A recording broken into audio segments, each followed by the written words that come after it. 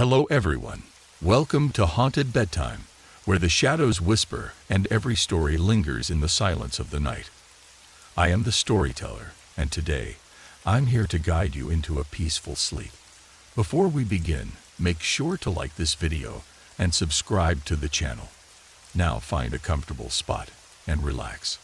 The headlights barely pierced through the relentless downpour as I strained my eyes on the empty road ahead. I should have known better than to take this shortcut, but I was already running late for my sister's engagement party. With the wind howling and rain pounding on my windshield, I realized this might be my worst decision of the year. Then I heard it, a sputter from the engine, followed by an unsettling rattle. No, I muttered, gripping the steering wheel tighter. The car started to lose speed rapidly, and I managed to pull over to the shoulder just before it came to a complete stop. I sat still for a moment, listening to the rhythmic patter of rain against the roof, trying to calm my racing heart. This couldn't be happening. Not here. Not now. I pulled out my phone, desperately hoping for even one bar of signal. Nothing. Of course. With a sigh, I popped the hood and stepped out into the downpour. The rain immediately drenched my clothes, sticking my hair to my face. I propped open the hood, using the faint light from my phone to peer inside. But all I saw was a mess of machinery I didn't understand. Then, I saw it, a pair of headlights in the distance, growing brighter as they approached. I waved my arms, hoping they'd stop. To my relief, a pickup truck slowed down and pulled over behind me. A man got out, his raincoat pulled tight around him, and waved as he walked toward me. "Car trouble," he called over the sound of the storm. "Yeah," I replied, trying to mask the panic in my voice. "It just died on me, and I have no idea what's wrong." He nodded and moved closer, inspecting the engine. "Mind if I take a look?"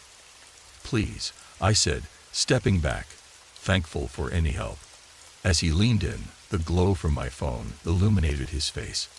He was older than I had thought, perhaps in his 50s, with graying hair and deep-set eyes. Something about those eyes unsettled me, but I brushed it off as stress from the situation.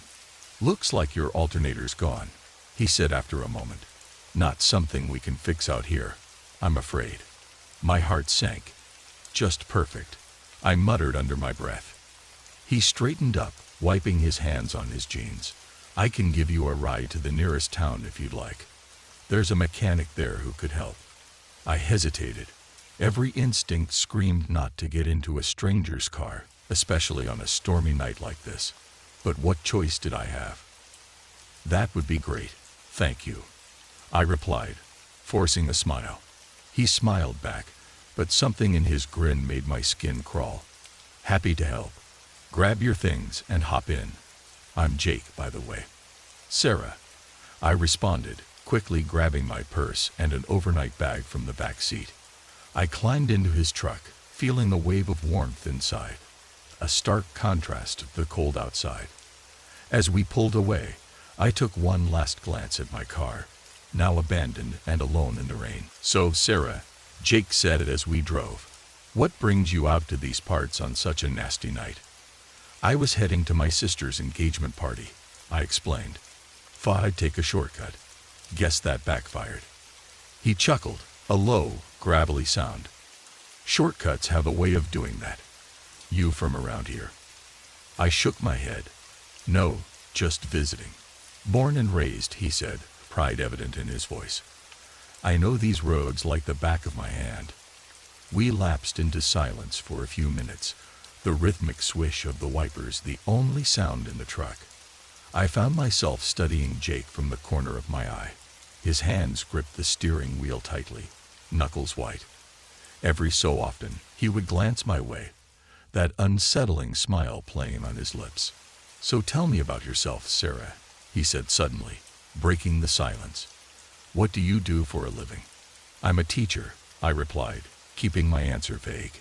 Something told me to be cautious with personal information. "A teacher, huh? That's admirable work. What grade?" he asked. "Third," I lied. I actually taught high school, but I didn't want to share that with him. Jake nodded, his eyes never leaving the road. You married? Got kids? The question caught me off guard. No, I said, my unease growing. Not yet.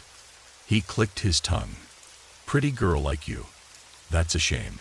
I shifted uncomfortably in my seat, searching for a way to change the subject. How much further to town? Oh, we've got a ways to go yet, he said, that smile returning. Plenty of time to chat. My heart rate picked up. I didn't remember the town being this far when I passed through earlier. I tried to focus on the road, looking for familiar landmarks, but the rain made it nearly impossible to see anything beyond the immediate range of the headlights.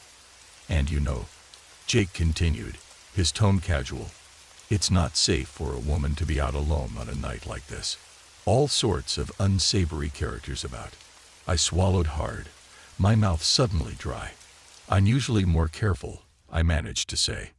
He glanced at me, his eyes glinting in the dim light. Oh, I'm sure you are. But sometimes, careful just isn't enough.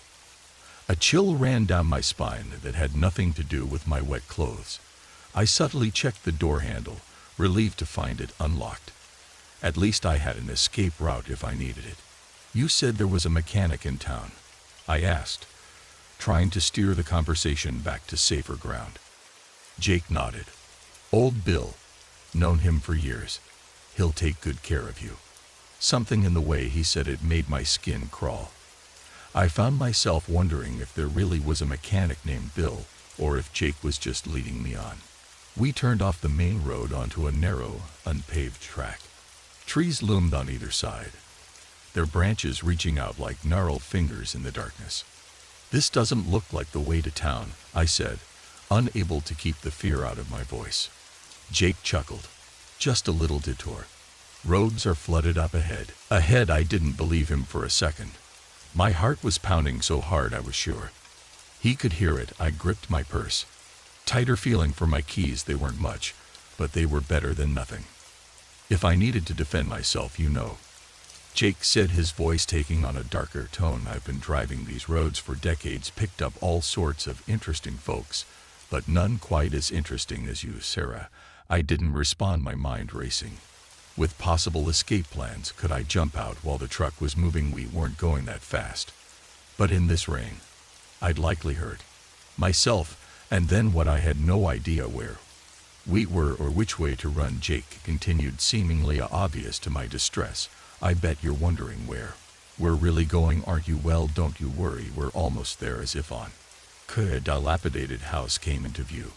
Jake pulled up in front, they killing the engine. The sudden silence was deafening. Here we are, he said, turning to face me. Home sweet home. I stared at the house in horror. Paint peeled from the weathered siding, and several windows were boarded up. This clear really wasn't the town, and there was no mechanic in sight. I think there's been a misunderstanding, I said, my voice shaking. I really need to get to town. Jake's smile widened, revealing yellowed teeth. Oh, I don't think there's been any misunderstanding at all, Sarah.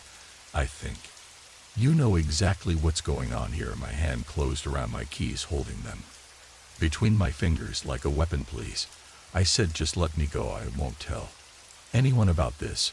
I swear. He laughed, a harsh, mirthless sound that made me flinch. Now, why would I do that? We're just getting started. In that moment, I knew I had to act.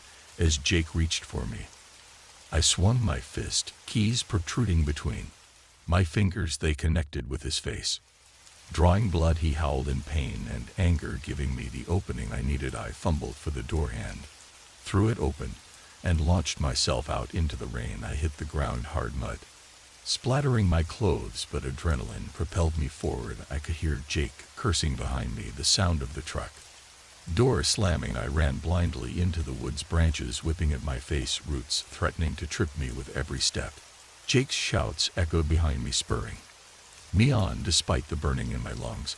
I don't know how long I ran. Time seemed to stretch and contort, minutes feeling like hours. Eventually, I couldn't hear Jake anymore, but I didn't dare stop. The rain had eased to a drizzle, and through gaps in the canopy I could see the first hints of dawn lightening the sky. Just when I thought I couldn't go on, I burst out of the tree line and onto a paved road. In the distance I could see buildings, the town I'd been trying to reach all along. As I staggered toward civilization, a car approached. I waved, frantically praying it wasn't Jake. To my immense relief, a kindly-looking elderly couple pulled over, their faces etched with concern. "Are you all right, dear?"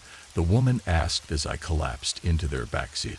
I shook my head, tears finally spilling over. "No," I managed to say between sobs, "but I will be. Can you take me to the police station?" As we drove into town, I would watch the sun rise, painting the sky in shades of pink and gold. I was safe, but I knew the memory of that night would haunt me for a long time to come. I made a silent vow to myself: no more shortcuts, no more trusting strangers. Sometimes the longest way around is the safest way home. The key card clicked, and I pushed open the door to room 237, eager to collapse onto the bed after a grueling day of meetings. Little did I know this mundane motel room held a secret that would plunge me into a night of terror. I'd never forget. I tossed my briefcase onto the worn armchair and loosened my tie, surveying the room with a sigh. It was your typical budget motel fare: outdated floral wallpaper, a lumpy-looking bed, and a TV that had seen better days. But it was just for one night. I reminded myself tomorrow I'd be back home, away from this god-forsaken town and its endless string of client presentations. As I unpacked my overnight bag, my foot caught on something in the thin carpet. I stumbled, catching myself on the edge of the bed. Frowning, I knelt down to investigate. There, partially hidden by the bed skirt, was a small metal ring. Curiosity piqued, I gave it a tug. To my surprise, a second sea of the carpet came up, revealing a trap door underneath. My heart raced as I stared at the unexpected discovery. 1,000 questions raced through my mind. What was this doing here? Where did it lead? I hesitated, common sense wearing with curiosity. The smart thing would be to call the front desk, report the find, and request a new room. But something held me back. Maybe it was the thrill of the unknown, or maybe I was just too tired to deal with moving rooms. Whatever the reason, I found myself reaching for the handle. The trap door opened with a soft creak, revealing a narrow ladder descending into darkness. The air that wafted up was cool and damp, carrying a musty odor that made me wrinkle my nose. I fished my phone out of my pocket, switching on the flashlight. The beam illuminated a small, cramped space below, some kind of crawl space or tunnel. It looked like it extended beyond the confines of my room. Against my better judgment, I lowered myself onto the ladder. Each rung creaked under my weight. As I descended, my heart pounding in my chest, the flashlight cast eerie shadows on the walls, which appeared to be bare earth supported by old wooden beams. As my feet touched the ground, I had to hunch over to avoid hitting my head on the low ceiling. I swept the light around, taking in my surroundings. The tunnel stretched out in both directions, disappearing into darkness. The walls were lined with pipes and old electrical wiring. It looked like some kind of maintenance access, but why would it be accessible from a guest room? Curiosity overrode caution, and I decided to explore a bit further. I chose the direction that I thought led further into the motel and started walking, my footsteps muffled by the earth and floor. As I moved deeper into the tunnel, the air grew cold, older and damper. Water dripped somewhere in the distance, the sound echoing ominously. I was about to turn back when I heard something that made me freeze in my tracks. Voices. They were muffled and distant, but unmistakably human. My first instinct was to call out, but something stopped me. There was an urgency to the voices, a tension that put me on edge. I crept forward, following the sound. As I got closer, I could make out word: shipments coming in tomorrow night. We need to be ready. What about the cops? Johnson's been sniffing around. Don't worry about Johnson, he's been taking care of. My blood ran cold. This wasn't a casual conversation. It sounded like something illegal was going down. I edged closer, straining to hear more. The boss wants this to go smoothly, no mistakes this time. Got it? Yeah. We'll be ready. What time? Midnight, the usual spot. I leaned in, trying to catch more details, when suddenly my foot slipped on a wet patch of ground. I stumbled, my hand shooting out to catch myself against the wall. In the process, my phone clattered to the ground, the flashlight beam spinning. Wildly, the voices abruptly stopped. My heart leaped into my throat as I heard footsteps approaching. Panic seized me as I scrambled to retrieve my phone, fumbling in the darkness. What was that? Did you hear something? Check it out. Now I snatched up my phone and turned, ready to sprint back the way I came, but in my haste and confusion, I took a wrong turn. The footsteps were getting closer, and I could see the bobbing beam of a flashlight behind me. I ran blindly, no longer caring about stealth. My lungs burned as I gasped for air in the stuffy tunnel. I could hear shouts behind me, spurring me to run faster. Suddenly, my foot caught on something, a root or a piece of debris. I couldn't tell. I went down hard, landing face first in the dirt. Pain shot through my knee and palms, but adrenal and kept me moving. I scrambled to my feet just as a beam of light fell on me. Hey, stop right there. I didn't look back, just ran. The tunnel seemed endless, twisting and turning. I had no idea where I was or how to get back to my room. All I knew was that I had to get away. Just when I thought my legs would give out, I saw something ahead, a ladder similar to the one in my room. Without hesitation, I lunged for it, practically flying up the rungs. I burst through the trapdoor, finding myself in another motel room. It was dark and empty. Thank God. I slammed the trapdoor shut and dragged the nearest piece of furniture, a heavy dresser, over it. Panting heavily, I leaned against the wall, trying to catch my breath and make sense of what had just happened. I had stumbled upon something big, something dangerous. Those men in the tunnel were clearly involved in criminal activities, and now they knew someone had overheard them. I peered out the window, trying to get my bearings. I was on the ground floor at the back of the motel. My room was on the second floor near the front. I had no idea whose room this was or when they might return. A plan started to form in my mind. I needed to get out of here fast, but first I had to get back to my room and grab my things. I couldn't leave any trace of my presence. Cautiously, I opened the door and peered out. The parking lot was quiet, no sign of any suspicious activity. I slipped out, trying to look casual as I made my way back to the main building. My heart was in my throat as I climbed the stairs to the second floor. What if they had already found my room? What if they were waiting for me? I approached my door, key card in hand. Taking a deep breath, I swiped it and pushed the door open, half expecting to find angry criminals waiting for me. But the room was empty, exactly as I had left it. I let out a sigh of relief, then quickly began gathering my things. I had to get out of here before they figured out which room I was in. As I stuffed clothes into my bag, my mind raced. Should I call the police? But what would I tell them?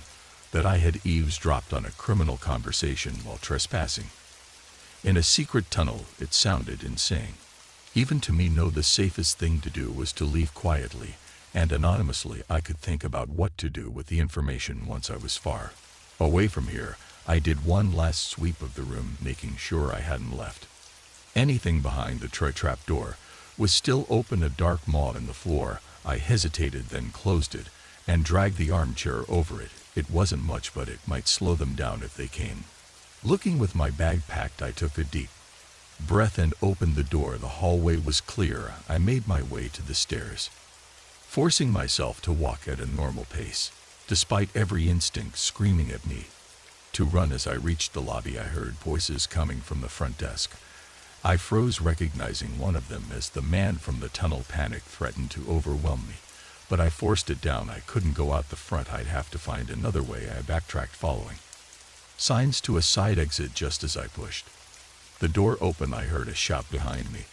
They'd spotted me. I ran, no longer caring about looking suspicious. I sprinted across the parking lot to my car, fumbling with the keys. The shouts were get closer. Finally, I got the door open and threw myself inside. The engine roared to life just as two men burst out of the motel entrance. I threw the car into reverse and peeled out of the parking lot, tires screeching. In my rearview mirror, I could see them running towards a parked car.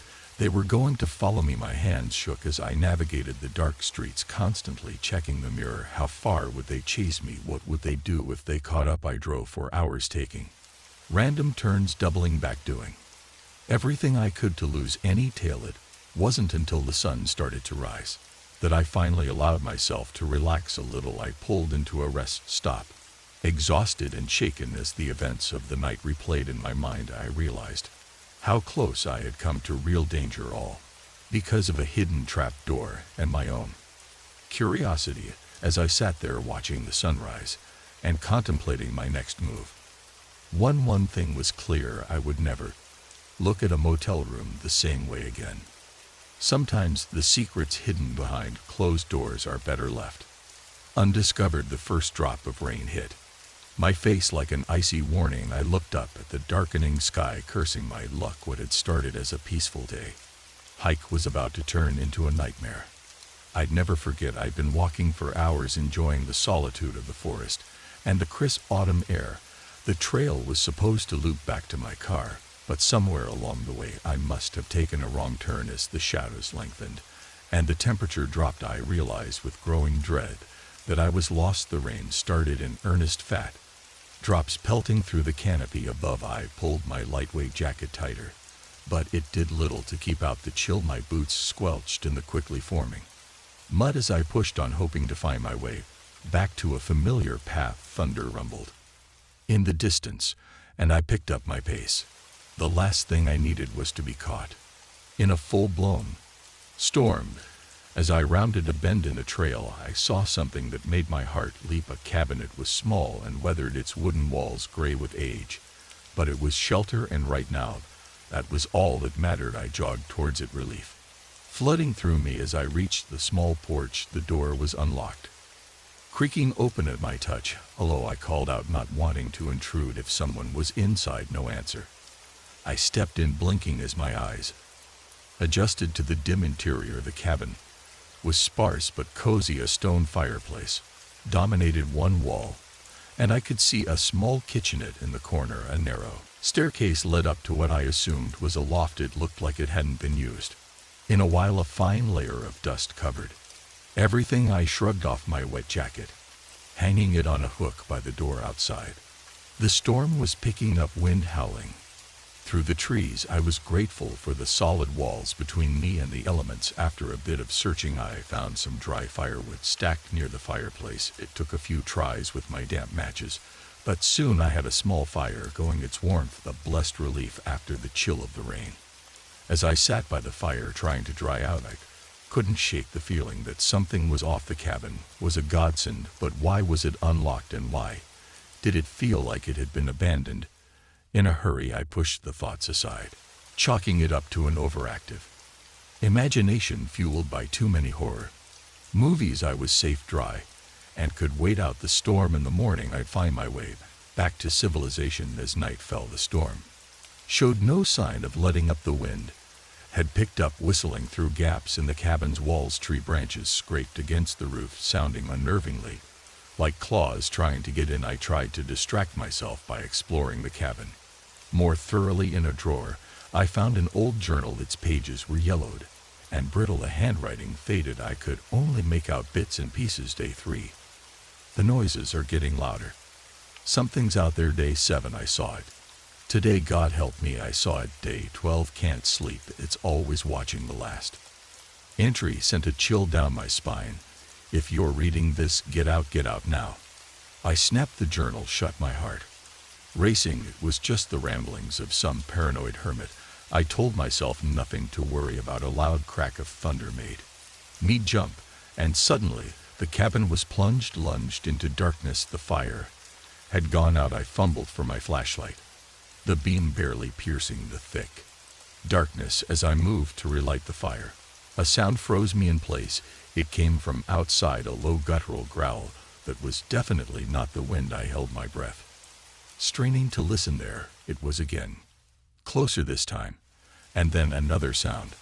The unmistakable crunch of footsteps on the porch. My mind raced.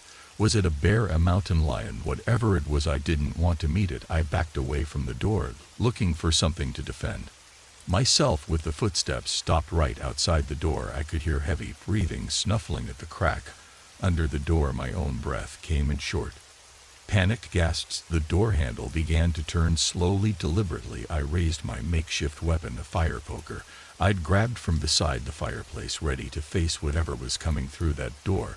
but the door didn't open instead. The handle stopped moving, and I heard the footsteps retreat. Relief washed over me. But it was short-lived. A new sound reached my ears. Something was climbing up the side of the cabin. I could hear claws scraping against wood. Moving towards the window, I backed into a corner, my eyes fixed on the window. A shadow passed by, momentarily blocking out what little moonlight filtered through the storm clouds. Then I saw it, a face pressed against the glass, but it wasn't human. Its eyes glowed an eerie yellow in the darkness, its features twisted into something nightmarish. Our gazes locked, and I felt a primal fear unlike anything I'd ever experienced before. It disappeared as quickly as it had appeared, but I could still hear it moving around outside, circling the cabin. I was trapped with only a flimsy wooden structure between me and whatever that thing was. Hours passed like this, with me huddled in the corner, jumping at every sound. A creature, for lack of a better word, seemed content to wait me out, occasionally scratching at the walls or letting out a low growl to remind me of its presence. As the first light of dawn began to filter through the windows, the noises outside finally ceased. I waited, hardly daring to breathe. But there was nothing but silence. Slowly, cautiously, I approached the door. My hand shook as I reached for the handle. I took a deep breath, steeling myself, and yanked the door open. The porch was empty. A forest beyond was quiet, peaceful, even as if the terrors of the night had been nothing but a bad dream. But the deep claw marks in the wooden railing told a different story. I didn't wait around to see if the creature would return.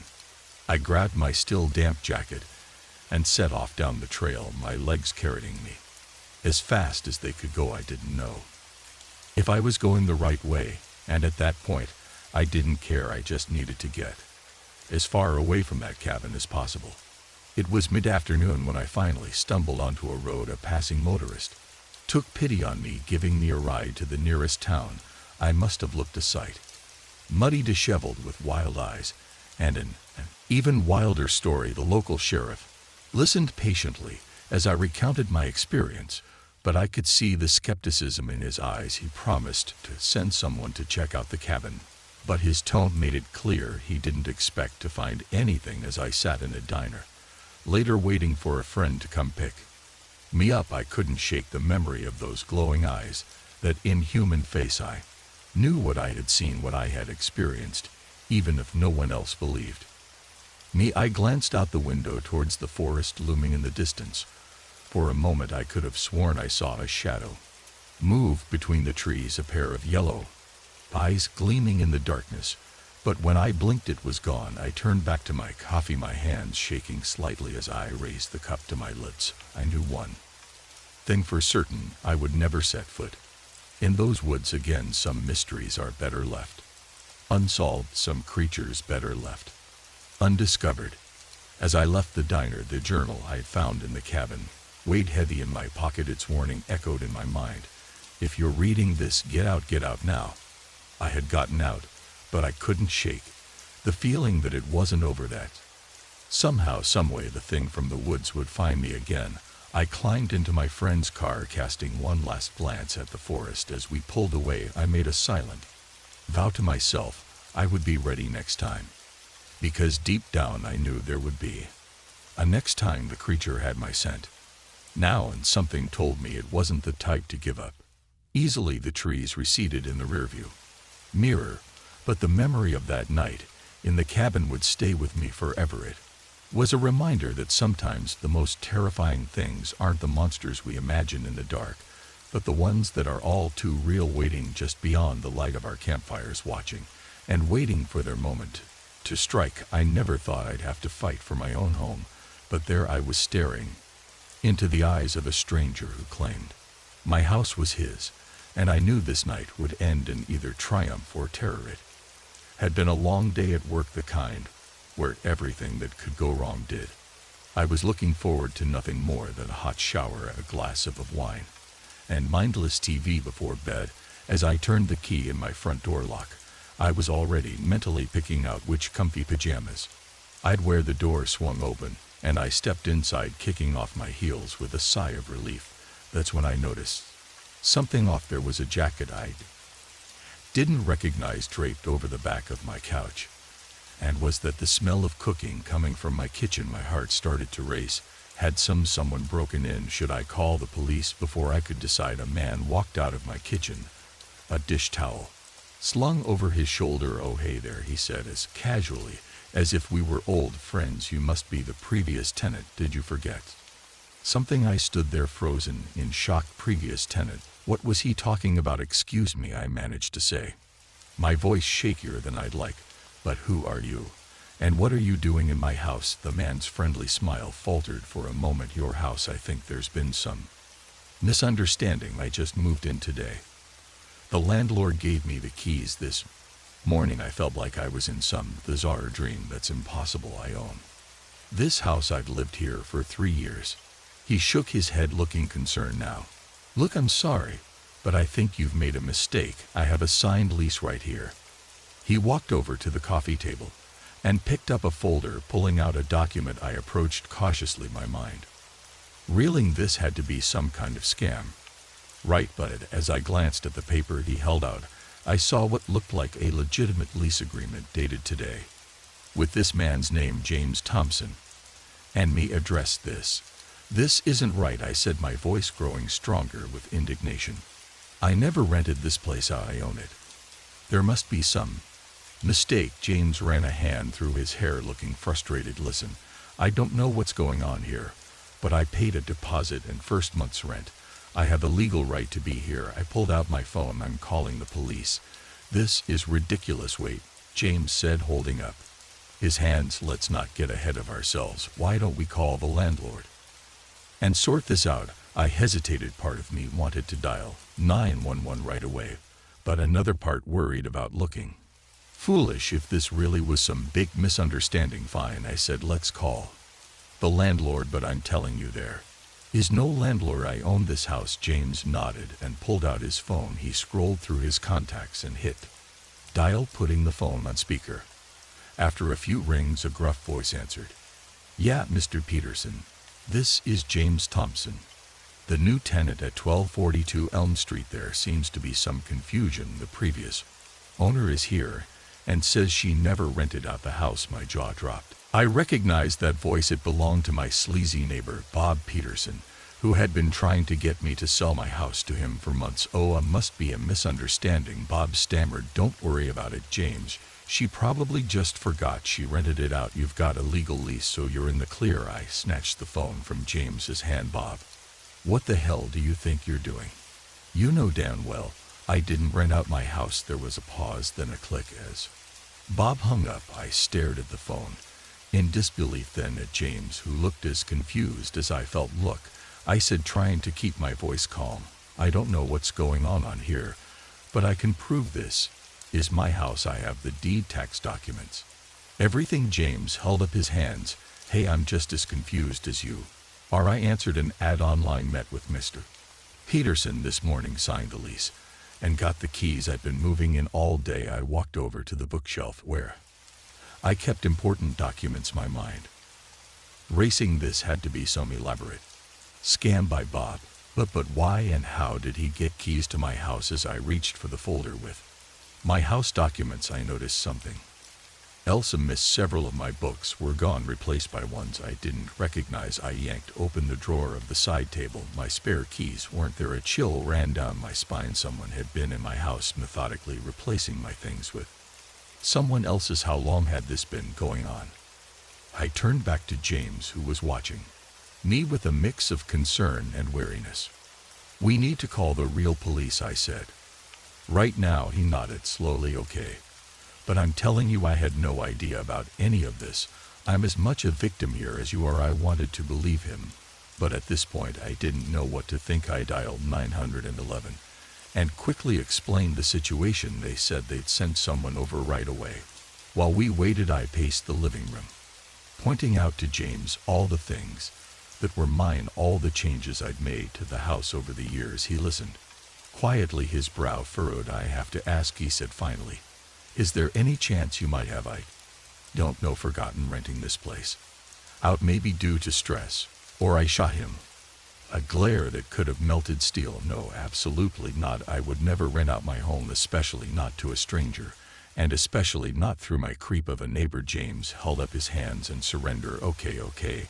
I'm just trying to understand. The sound of a car pulling up outside made us both turn towards the window, but it wasn't a police cruiser. It was Bob's beat-up pickup truck. Oh hell. No, I muttered, storming towards the door.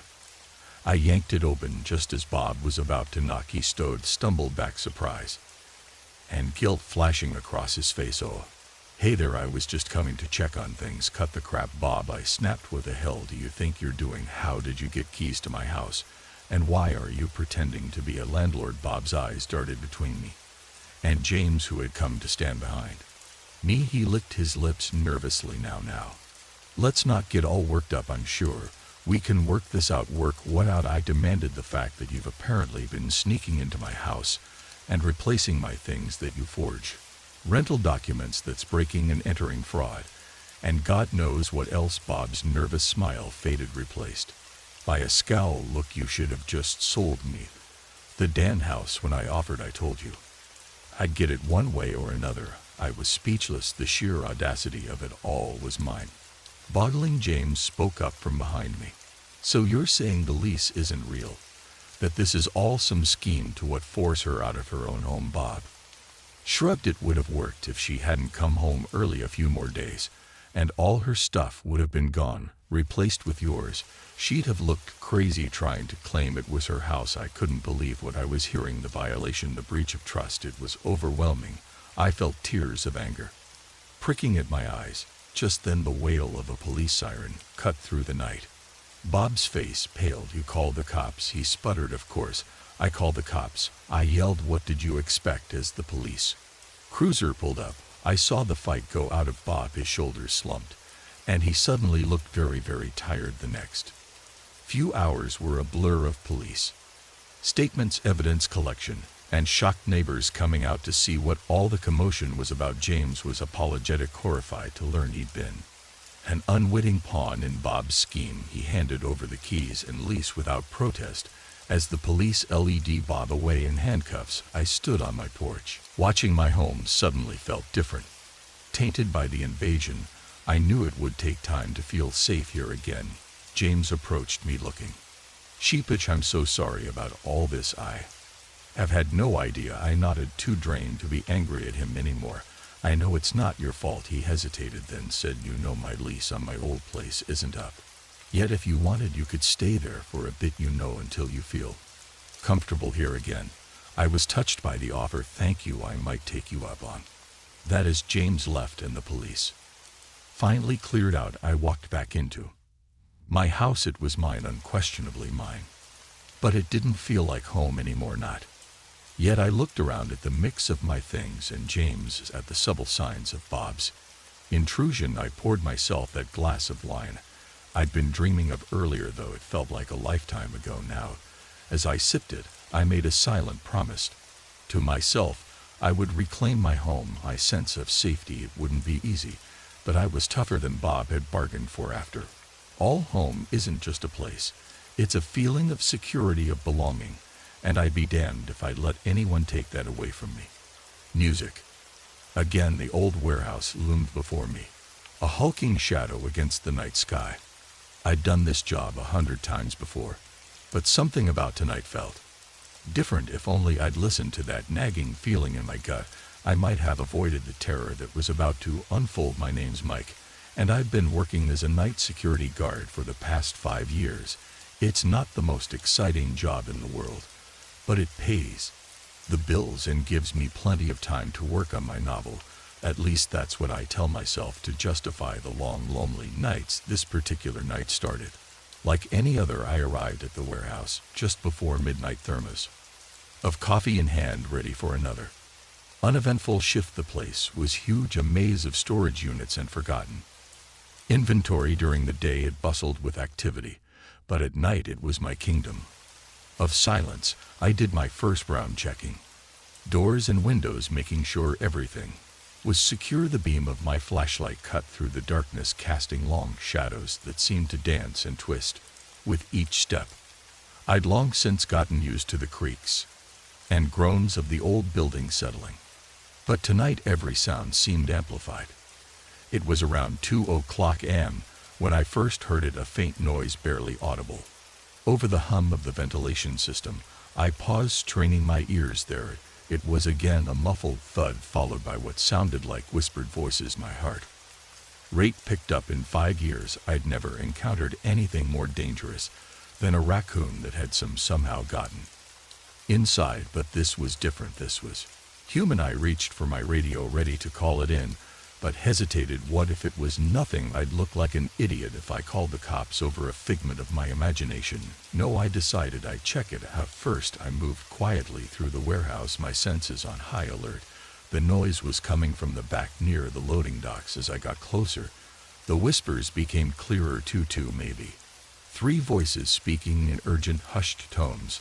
I pressed myself against a stack of crates, inching closer to peek around the corner. What I saw made my blood run cold. 3 men were huddled around the back of a van, its doors wide open. They were unloading something large, heavy looking duffel bags. One of them was holding a gun. I pulled back, my mind racing. This was way above my pay grade. I needed to call the police, and now. But as I reached for my radio, my elbow knocked against one of the crates. The sound, though small, echoed in the quiet warehouse like a gunshot. The whispers stopped abruptly. What was that? One of the men hissed. Check it out. Another commanded. I heard footsteps approaching my hiding spot. Panic surged through me. I couldn't go back the way I came. They'd see me for sure. My only option was to go deeper into the warehouse. I took off, running, no longer caring about stealth behind me. I heard shouts and the sound of pursuit. I weaved through the maze of shelves and crates, my heart pounding in my ears. I knew the layout of the warehouse better than they did, but they had the advantage of numbers and guns. I needed to find a place to hide, to catch my breath, and think. I spotted a stack of empty wooden pallets and dove behind them, trying to control my ragged breathing. The footsteps grew closer, flashlight beams sweeping across the floor. He's got to be here somewhere, one of the men growled. Find him. I closed my eyes, willing myself to become invisible. The footsteps paused near my hiding spot. I could hear the man's heavy breathing, smell the acrid scent of cigarette smoke clinging to his clothes. For a heart-stopping moment I thought he'd spotted me. But then the footsteps moved on, fading into the distance. I let out a shaky breath. I was safe for now, but I couldn't stay here forever. I needed to get to a phone to call for help. Slowly, carefully, I peered out from behind the pallets. The coast seemed clear. I crept out, moving as quietly as I could towards the office area. If I could make it there, I could use the landline to call the police. I was halfway there when a voice rang out. There he is. I broke into a sprint, no longer caring about stealth. I could hear him behind me gaining ground. The office door was just ahead. If I could reach it, lock myself in. Something hit me hard from behind, sending me sprawling to the ground. I hit the concrete floor with a painful thud. The wind knocked out of me. Rough hands grabbed me, hauling me to my feet. I found myself face to face with one of the men, his eyes cold and hard in the dim light. Well, he sneered. What do we have here? A little rat who doesn't know how to mind his own business. I struggled against his grip, but it was useless. The other 2 men appeared, one of them training his gun on me. What should we do with him? The one holding me asked. The man with the gun stepped forward, his face impassive. We can't leave any witnesses. My blood turned to ice. This was it. I was going to die here, in this godforsaken warehouse, and no one would know what happened to me. But then a miracle. In the distance I heard the faint wail of police sirens. The men froze, exchanging panicked looks. How one of them started to ask. Then I remembered my radio in the scuffle. I must have hit the panic button. Help was on the way. The man holding me cursed, shoving me to the ground. We got to get out of here. They took off, running towards their van, leaving me lying on the cold concrete floor. I wanted to cry with relief.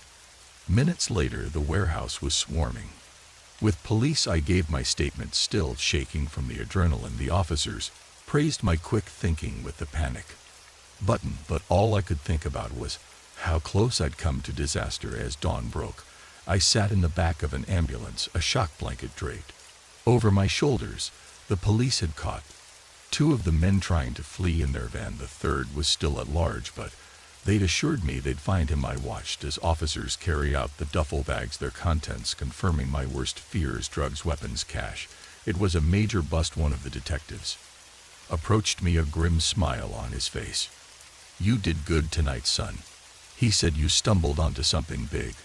A drug trafficking operation we've been trying to crack for months." I nodded, numbly, still trying to process everything that had happened. "We'll need you to come down to the station later to give a full statement," he continued. "And well, you might want to consider finding a new job. These guys have connections. It might not be safe for you here anymore." The reality of his words hit me like a ton of bricks. My life as I knew it was over. I'd have to move, start fresh somewhere new, all because I'd been in the wrong place at the wrong time. But as I watched the sunrise over the warehouse, casting long shadows across the parking lot, I realized something. For the first time in years, I felt truly alive. The monotony of my nightly routine had been shattered, replaced by a heart-pounding adventure straight out of the novels I'd been trying to write. I turned to the detective. "You know," I said, a small smile playing on my lips, "I think I might have found my new career path." He raised an eyebrow. "Oh yeah?"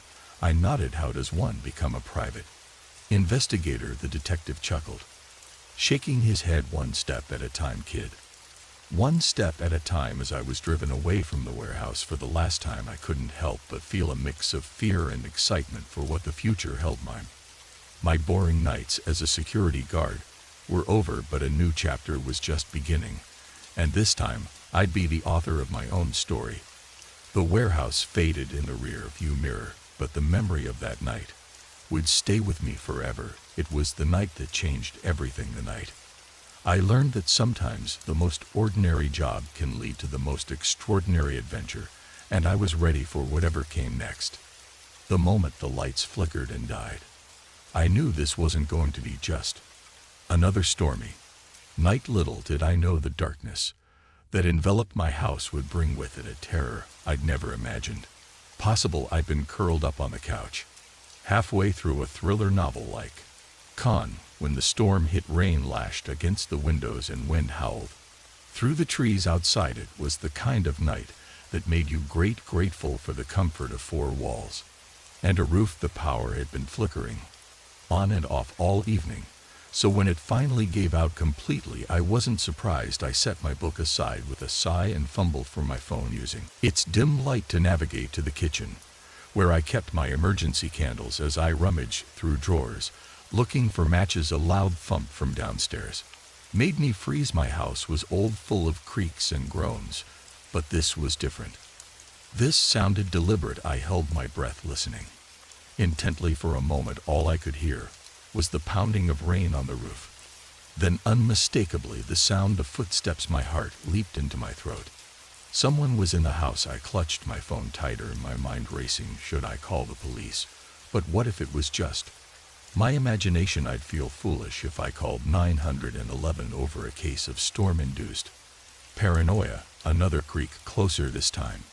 Whoever it was, they were at the bottom of the stairs now. I needed to hide. My bedroom was just down the hall, but to get there, I'd have to cross the open space at the top of the stairs if the intruder looked up at the wrong moment.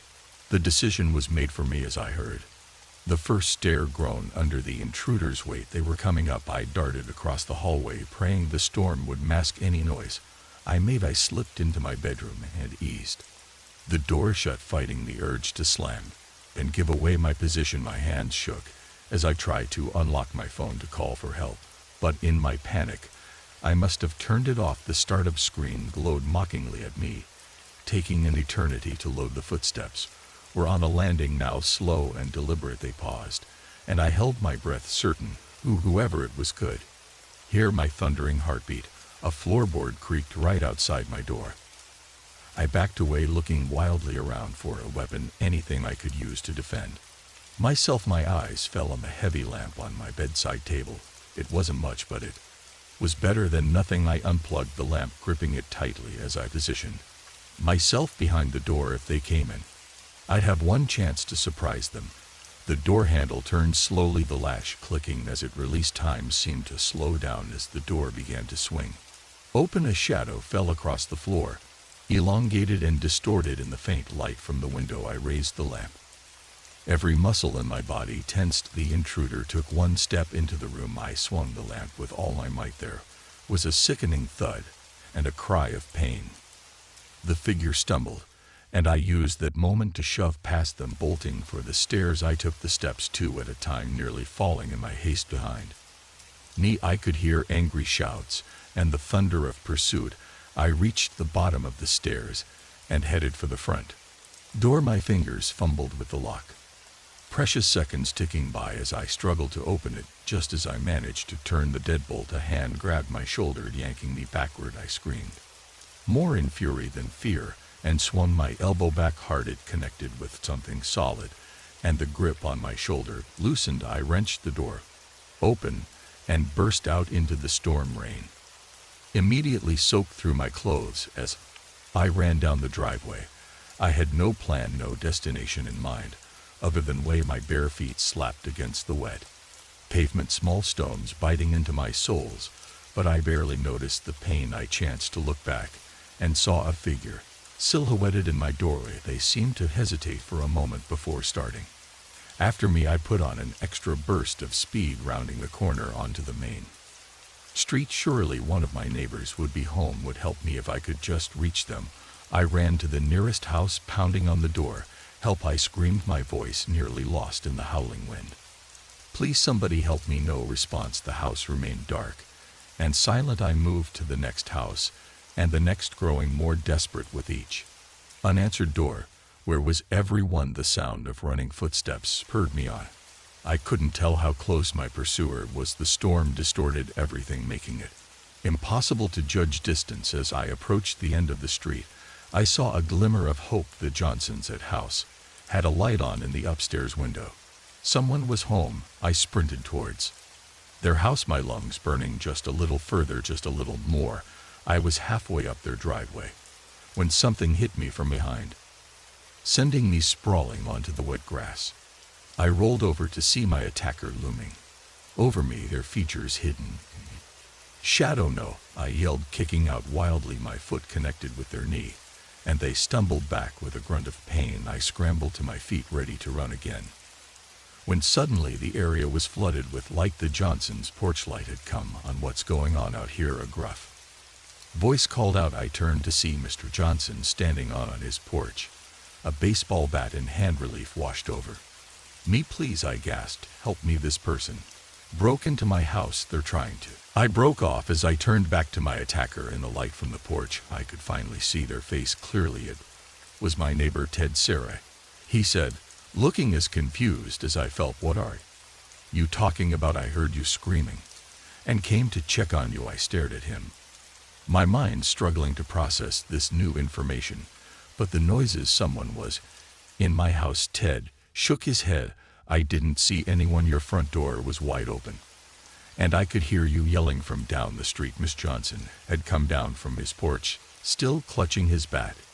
Is everything all right? I opened my mouth to explain, then closed it again. How could I explain what had happened when I wasn't even sure myself anymore? I thought someone had broken in, I said finally. I heard noises. It's an old neighborhood, Mr. Johnson said kindly. These houses make all sorts of noises, especially in storms like this.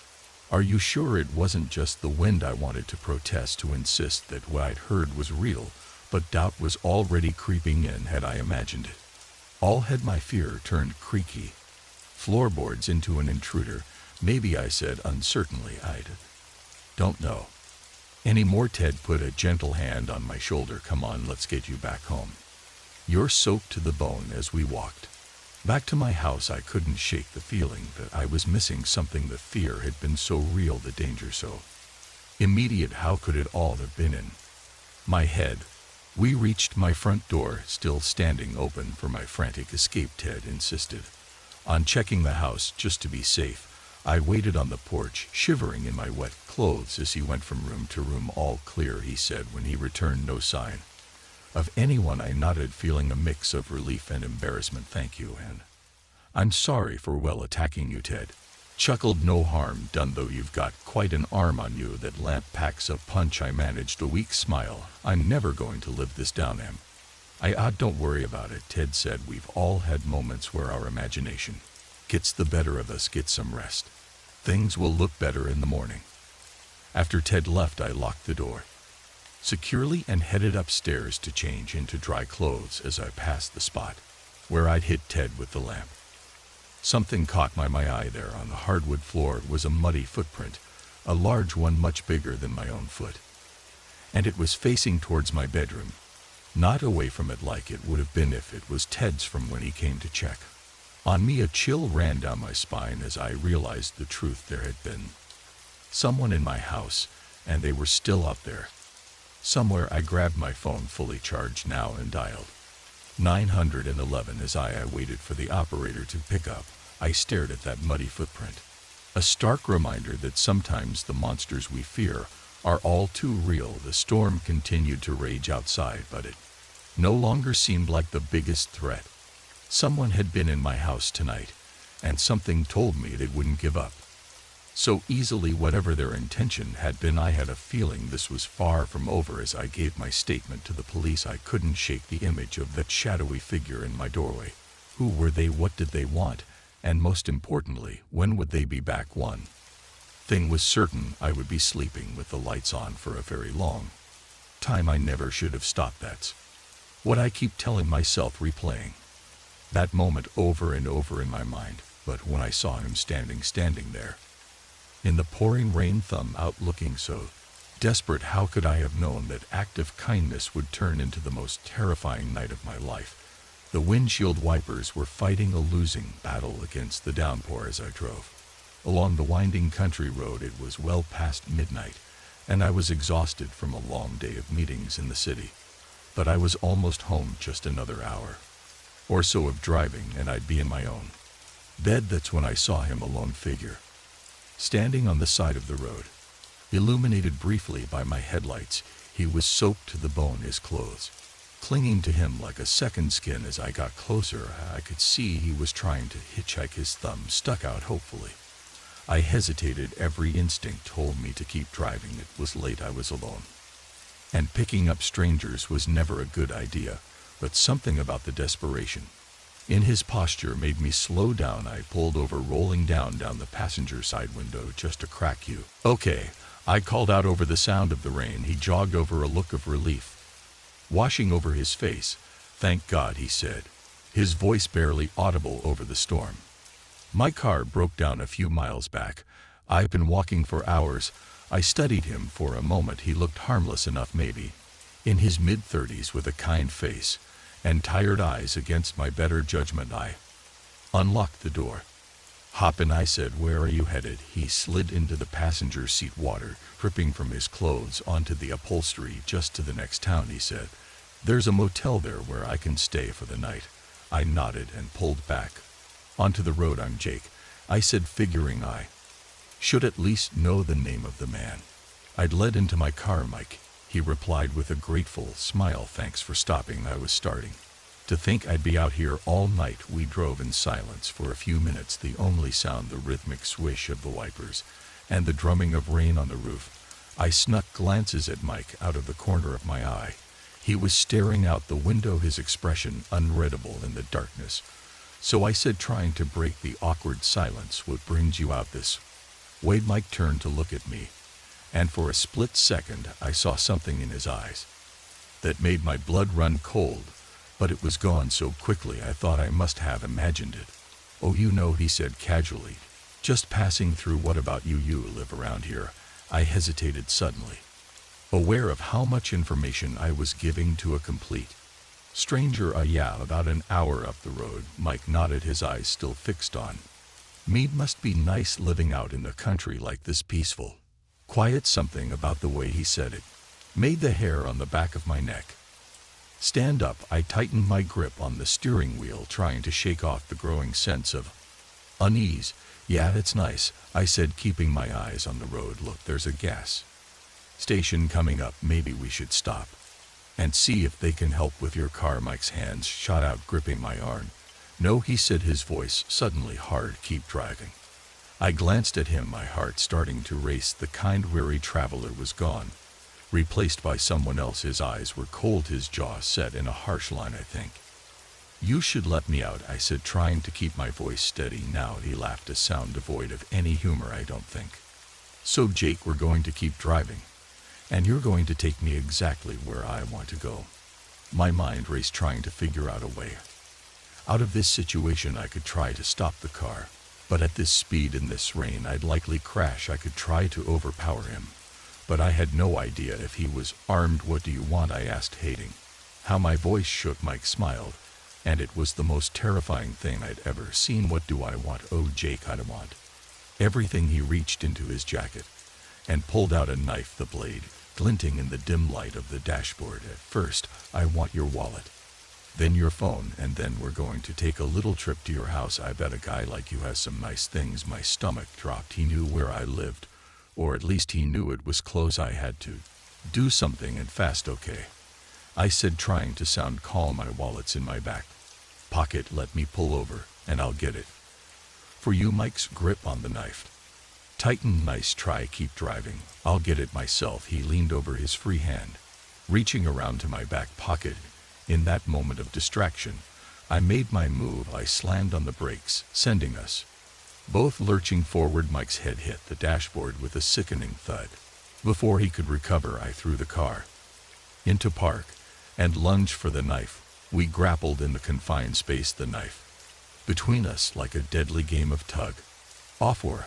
I could feel the blade nicking my hand, but adrenaline dulled the pain. With a final burst of strength, I wrenched the knife from his grasp and threw it into the back seat. Mike roared with rage, his hands now free to pummel me with wild, angry blows. I raised my arms to protect my face, frantically searching for the door handle. With my other hand, I found it and threw the door open, tumbling out onto the wet asphalt. My Mike was right behind me, grabbing at my legs as I tried to scramble away. The rain was still coming down in sheets, making the ground slick and treacherous. I slipped and fell, Mike's weight landing on top of me. We rolled on the ground, each fighting for dominance. In the struggle, my hand closed around something hard and cold, a rock. Without thinking, I swung it with all my might. There was a sickening crack, and suddenly Mike's weight was gone. I scrambled to my feet, panting and disoriented. Mike lay on the ground, unmoving, blood mixed with rain running in pink rivulets across the asphalt. For a terrifying moment, I thought I killed him. Then he groaned, stirring slightly. Relief and fear welled within me. He was alive, but for how long, and what would happen when he came to? I ran back to the car, my hands shaking so badly I could barely get the key in the ignition. As I pulled away, I could see Mike in my rearview mirror, slowly pushing himself up to a sitting position. I drove faster than I ever had in my life, not caring about the rain or the slick roads. All I wanted was to put as much distance between myself and Mike as possible. When I finally saw the lights of the next town, I nearly wept with relief. I pulled into the police station parking lot, my car barely in park, before I was out and running towards the entrance. The next few hours passed in a blur of police statements and questions. They sent out patrols to look for Mick, but the storm had washed away most of the evidence. They assured me they would keep looking, that they would find him. But as I sat in the station, a shock blanket around my shoulders and a cup of lukewarm coffee in my trembling hands, I couldn't shake the feeling that this wasn't over. Mike was still out there, and he knew more about me than I was comfortable with. As dawn broke, casting a pale light over the rain-soaked town, I made a decision. I couldn't go home, not yet. Maybe not ever. Mike had taken more than just my sense of safety. He'd taken my ability to trust, my belief in the goodness of strangers. I called my boss, told him I needed some time off. Then I checked into a motel under a false name, paid in cash, and tried to figure out what to do next. As I lay on the lumpy motel bed, staring at the water-stained ceiling, I couldn't help but think about how quickly life can change. One moment of misplaced kindness, one split-second decision, and suddenly everything you know is turned upside down. I don't know if they'll ever catch Mike. I don't know if I'll ever feel safe picking up a hitchhiker again. But I do know one thing.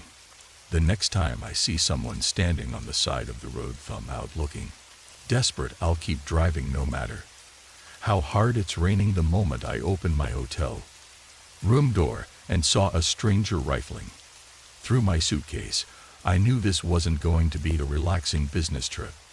I'd planned. What I didn't know was that this encounter would spiral into a night of terror that would change my life forever. I just returned from a long day of meetings, my feet aching in my too tight dress shoes, my mind fuzzy from hours of PowerPoint presentations.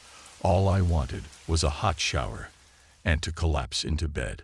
But as I swiped my key card and pushed open the door, I was jolted awake by the sight before me. A man, probably in his mid-30s, was standing over my open suitcase, my clothes strewn across the bed. He looked up as I entered, surprise flickering across his face before being replaced by an unconvincing smile. "Hello," he said, his voice surprisingly calm. "There must be some mistake. This is my room." I stood frozen in the doorway, my mind struggling to process what was happening. "Your room," I managed to stammer. "No, this is my room 304. I checked in this morning." The man's smile never wavered, but I noticed his eyes darting towards the door behind me. I see the confusion. "I just checked in an hour ago. The front desk must have made a mistake. Why don't we go down together and sort this out?" Every instinct I had was screaming that something was very wrong here. This man was lying, that much was clear, but why? And more importantly, what was he really doing in my room? I took a step back, my hand still on the door handle. "I think I'll call the front desk from here," I said, trying to keep my voice steady. His smile faltered for a moment. "No need for that," he said quickly. "Look, I have the key right here." He held up a key card identical to mine. My heart was pounding. Now, how did he get a key to my room? Was he working with someone at the front desk? I needed to get out of there to get help. "Okay," I said, forcing a smile of my own. "Let's go down together and sort this out." I stepped back into the hallway, expecting him to follow. Instead, he lunged forward, shoving me hard. I stumbled, my back hitting the opposite wall of the corridor. Before I could recover, he was out the door, running towards the elevators. Without thinking, I took off after him. "Stop," I yelled. "Security!" He reached the elevators and jabbed frantically at the call button. But luck was on my side. The doors remained stubbornly closed. He looked back at me, then at the stairwell door next to the elevators. Making a split-second decision, he burst through the door and started down the stairs. I followed, my dress shoes slipping on the concrete steps. I could hear his footsteps echoing below me, getting fainter as he widened the gap between us. As I reached the ground floor, I saw him dash across the lobby towards the main entrance. The night clerk looked up, startled by the commotion. "Stop that man," I shouted. He was in my room. The clerk, a young man barely out of his teens, looked bewildered. He made a half-hearted attempt to step in front of the intruder, but the man easily dodged around him and burst out into the night. I ran out after him, the cool night air a shock after the stuffy stairwell. I looked left and right, but the street was empty. He was gone. Panting, I turned back to the hotel. The clerk was standing in the doorway, looking concerned and confused. "What happened?" he asked as I approached. "Who was that man?" I shook my head, still trying to catch my breath. "I don't know. I found him in my room going through my things. He had a key." Somehow the clerk's eyes widened. "That's impossible. We never give out duplicate keys." "Well, he had one," I snapped, my fear turning to anger. "And now he's gone, probably with half my belongings." The clerk, looking increasingly distressed, ushered me inside. "Let's call the police," he said, "and I'll get the manager." The next hour was a blur of police statements and questions from the hotel staff. Yes, I was sure it was my room. No, I'd never seen the man before. Yes, he definitely had a key card. The police searched my room, but found no signs of forced entry. My suitcase was a mess, but as far as I could tell, nothing was missing, not even my laptop or the cash I'd stupidly left in my bag. "It doesn't make sense," I said to the detective, taking my statement. "Why go through all that trouble if he wasn't going to steal anything?" The detective, a tired-looking woman in her 50s, shrugged. "Could be he was looking for something specific, and didn't find it, or maybe you interrupted him before he could take anything, but something about that explanation didn't sit right with me. The man hadn't seemed surprised or panicked when I first entered the room.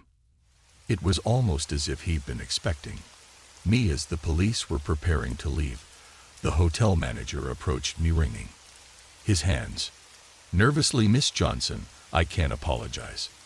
Enough for this incident. We've comped your stay, of course.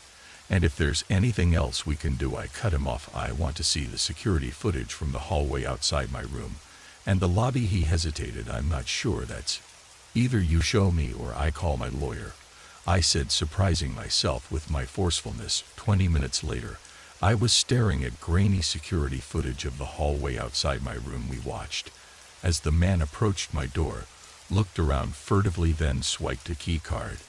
The door opened smoothly for him. "The door? How is this possible?" the manager muttered, more to himself than to me, but I was focused on something else. Just before he entered my room, the man looked directly at the camera and smiled. A chill ran down my spine. He wanted to be seen. We switched to the lobby footage, watching as the man calmly walked in through the front door. About an hour before I returned, he approached the front desk, spoke briefly with the clerk, and was handed a key card. "That's impossible," the night clerk who had joined said. "I never gave him a key. I've never even seen him before." But the footage didn't lie. Somehow this man had managed to get a key to my room right under the hotel staff's noses. As I lay in bed that night, unable to sleep despite the upgraded suite and extra security the hotel had provided, my mind kept replaying the events of the evening. Why my room? Why me? What had he been looking for? I tossed and turned, jumping in at every little sound. Around 3:00 a.m. my phone buzzed with a text from an unknown number. My hand shook as I opened it. "Thanks for the chat, Emily. See you again soon." My blood ran cold. I had never told him my name. I was out of the hotel within 10 minutes, my hastily packed suitcase bumping against my leg. As I ran to my car, I drove through the night, checking my rearview mirror obsessively, half expecting to see headlights following me. As the sun began to rise, I pulled into a rest stop and tried to think rationally. I needed to call the police again to tell them about the text, but would they believe me? And even if they did, what could they do? My phone buzzed again.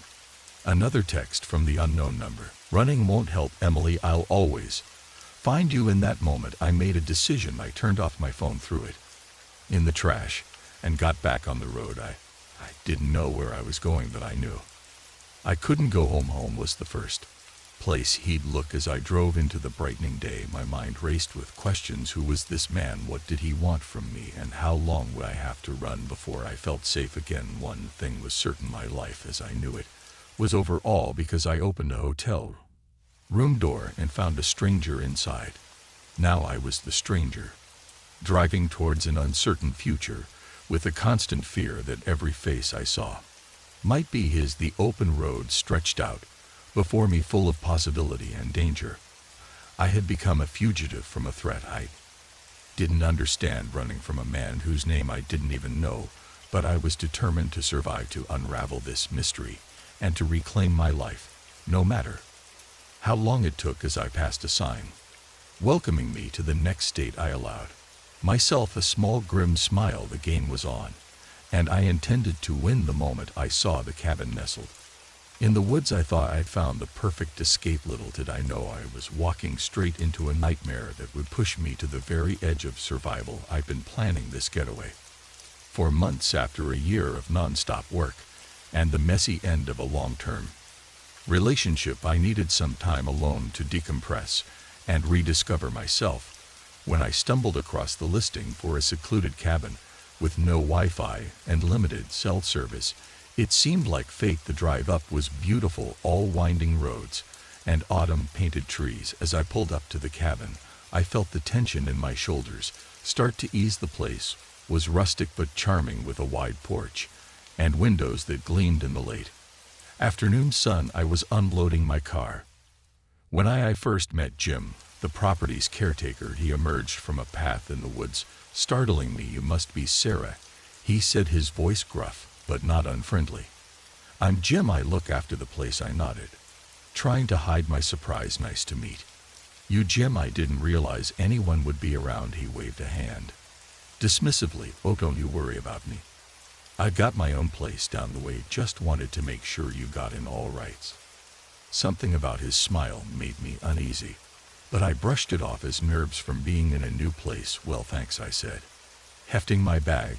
I think I can manage from here. Jim nodded, his eyes lingering on me a beat too long. You enjoy your stay now, Sarah. If you need anything at all, you just holler. I watched him disappear back into the woods, an inexplicable chill running down my spine. Despite the warm day, the inside of the cabin was just as charming as the outside. I spent the rest of the afternoon settling and unpacking my books and art supplies. As the sun began to set, I made myself a simple dinner and curled up on the porch with a glass of wine, watching the stars come out. It was perfect, peaceful, exactly what I needed. That peace was shattered at 2 a.m. when I woke to the sound of footsteps on the porch. At first I thought I was dreaming, scheming, but then I heard it again, the unmistakable creak of a floorboard under someone's weight. My heart leaped into my throat as I sat up in bed, straining my ears in the darkness. The footsteps moved, slowly, deliberately, as if whoever it was didn't care if they were heard. They stopped in front of my bedroom window. I held my breath, fear paralyzing me. A shadow fell across the moonlit floor as someone peered in. I caught a glimpse of a face, Jim's face, before he moved away. My mind raced. What was he doing here in the middle of the night? I reached for my phone with trembling hands, only to remember the lack of service. I was alone, isolated, with no way to call for help. The footsteps retreated, and I heard the creak of the porch steps as Jim descended, but somehow I knew he wasn't leaving. He was waiting, watching. I didn't sleep for the rest of the night. As soon as the first light of dawn broke, I was up, throwing my things into my bag. I had to get out of there. I was so focused on packing that I almost didn't hear the front door open. I froze, my heart pounding as heavy footsteps made their way through the cabin. Sarah, Jim's voice called out, far too cheerful for the early hour. You up yet? Thought I'd bring you some fresh eggs for breakfast. I didn't answer, my eyes darting around the room for an escape route. The window, it wasn't a long drop to the ground. Just as I was about to make a break for it, Jim appeared in the doorway. His eyes narrowed as he took in my half-packed bag. Going somewhere? He asked, all pretense of friendliness gone from his voice. I swallowed hard, trying to keep my voice steady. I got called back to work, emergency. Jim stepped into the room, blocking my path to the door. Now, that's a shame, he said, his tone making it clear he didn't believe me, especially since there's no cell service up here. How they reach you, I wonder. I backed away, my legs hitting the edge of the bed. Jim, I don't want any trouble, just let me leave. He shook his head, a twisted smile spreading across his face. Oh, Sarah, don't you know you're already in trouble? What happened next was a blur of adrenaline and instinct. As Jim lunged for me, I grabbed the bedside lamp and swung it with all my might. It connected with his head with a sickening crack, and he stumbled back, dazed. I didn't wait to see if he'd get up. I bolted past him, out of the bedroom and towards the front door, but in my panic I'd forgotten about the eggs. He brought the carton, lay broken on the floor, and I slipped in the mess, crashing to the ground before I could get up. Jim was on me, his weight pinning me down, his hands wrapped around my throat, squeezing. You shouldn't have done that, Sarah, he growled, his face inches from mine. We could have had such a nice time together. Black spots danced in my vision as I struggled for air in desperation. I reached out my hand, closing around a shard of the broken egg carton. With the last of my strength, I jabbed it into Jim's eye. He howled in pain, releasing me. As he clutched at his face, I scrambled to my feet, gasping for air, and ran.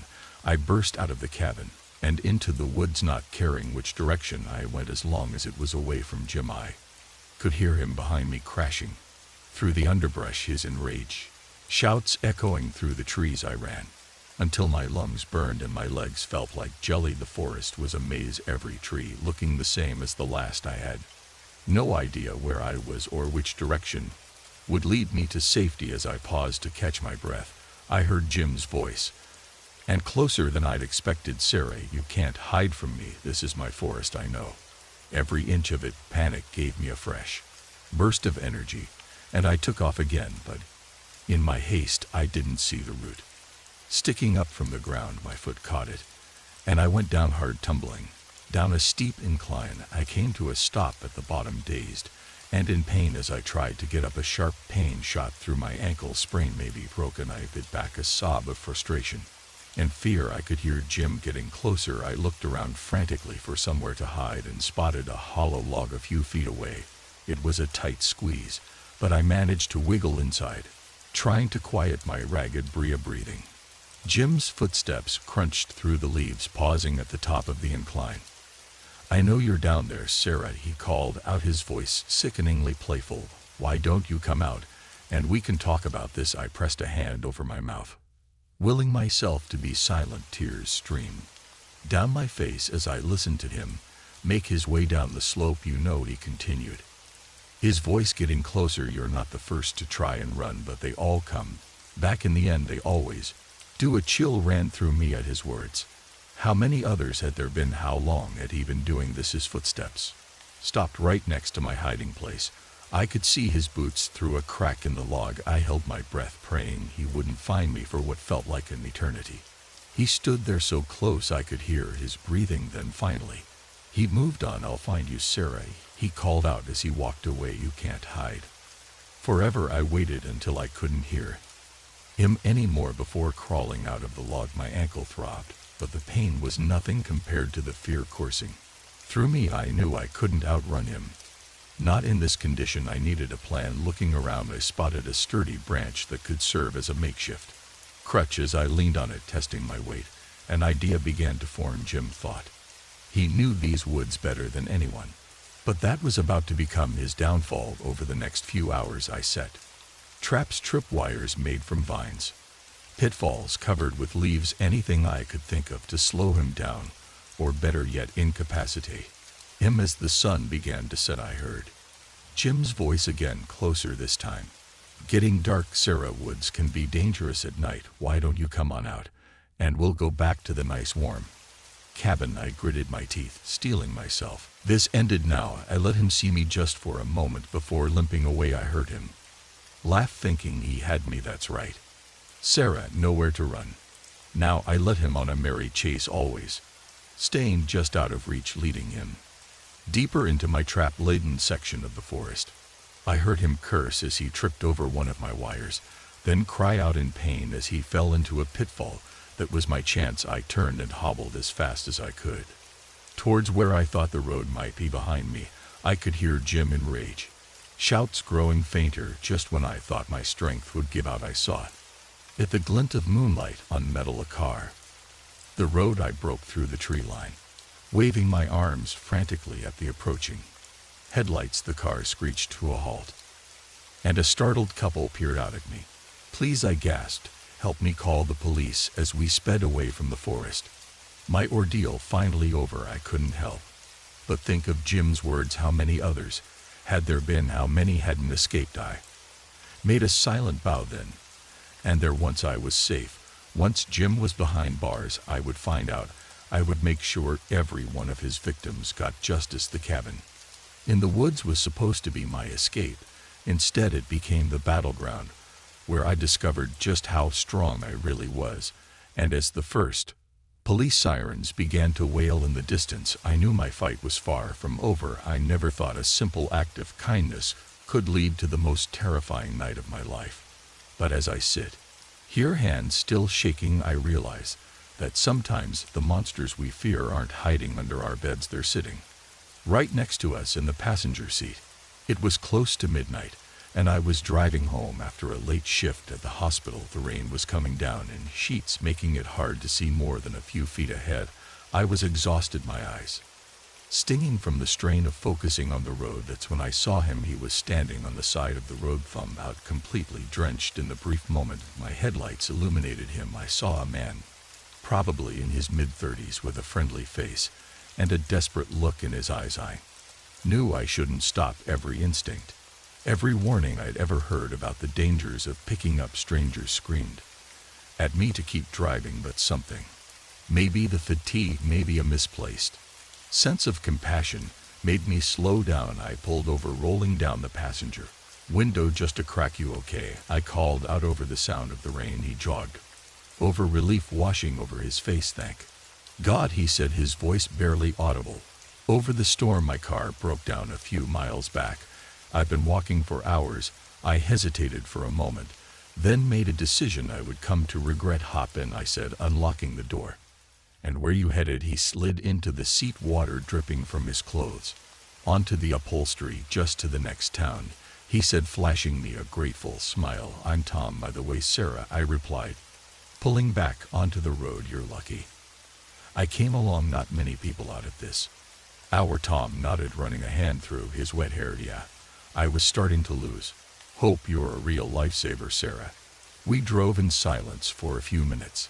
The only sound the rhythmic swish of the wipers and the drumming of rain on the roof. I snuck glances at Tom out of the corner of my eye.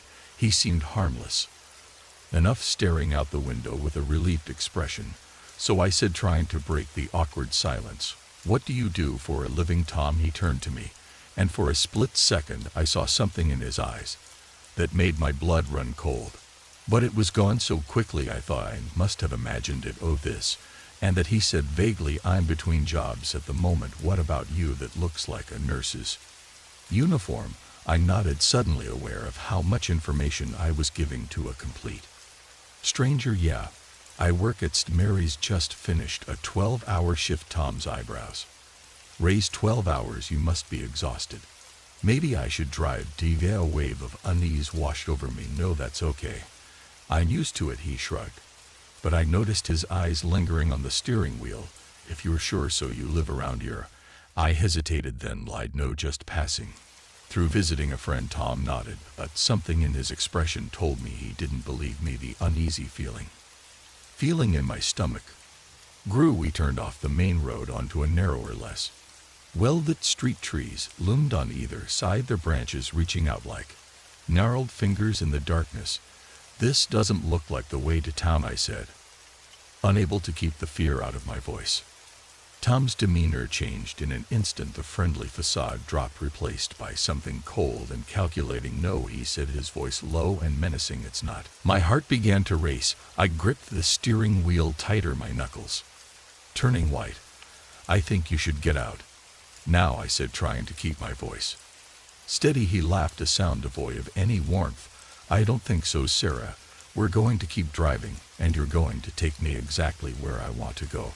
I saw him reach into his jacket, and my breath caught in my throat. Was he armed? I couldn't risk finding out. In a moment of desperation, I slammed on the brakes. The car skidded on the wet road, fishtailing wildly. Tom was thrown forward, his head smacking against the dashboard. I didn't wait to see if he was okay. I threw the car into park and scrambled for the door handle, but Tom recovered quicker than I anticipated. His hand shot out, grabbing my arm in a vice-like grip that wasn't very smart. "Sarah," he growled, pulling me back. I fought against his grip, my free hand searching frantically for anything I could use as a weapon. My fingers closed around my travel mug in the cup holder. Without thinking, I swung it at Tom's head. The mug connected with a sickening thud. Hot coffee splashed everywhere, and Tom's grip loosened. I took the opportunity to wrench the door open and tumble out into the rain. The ground was slick, and I slipped as I tried to run. I could hear Tom cursing behind me, the car door slamming as he gave chase. I ran blindly into the woods that lined the road, branches whipping in my face, my shoes sinking into the muddy ground. My lungs burned and my legs felt like lead, but terror kept me moving. I could hear Tom crashing through the underbrush behind me, getting closer with each passing second. He was bigger, stronger, and wasn't exhausted from a 12-hour shift. Just when I thought my legs would give out, I saw a glimmer of light through the trees. A house. Hope surged through me, giving me a final burst of energy. I burst out of the tree line and into a small clearing. An old farmhouse stood before me, a single light burning in an upstairs window. I sprinted towards it, my feet slipping on the wet grass. I reached the porch and began pounding on the door. "Help!" I screamed, my voice hoarse.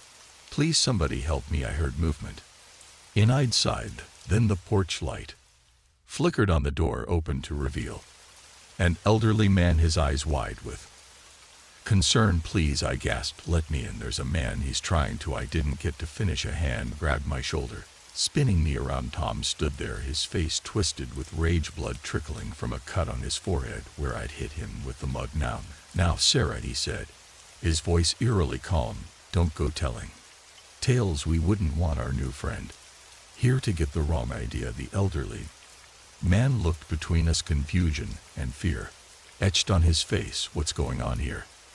he demanded. Tom opened his mouth to speak, but I cut him off. "He's not who he says he is," I blurted out. "He made me drag him here. He's dangerous. Please call the police." For a moment nobody moved, then quicker than I thought possible, the old man reached behind the door and pulled out a shotgun.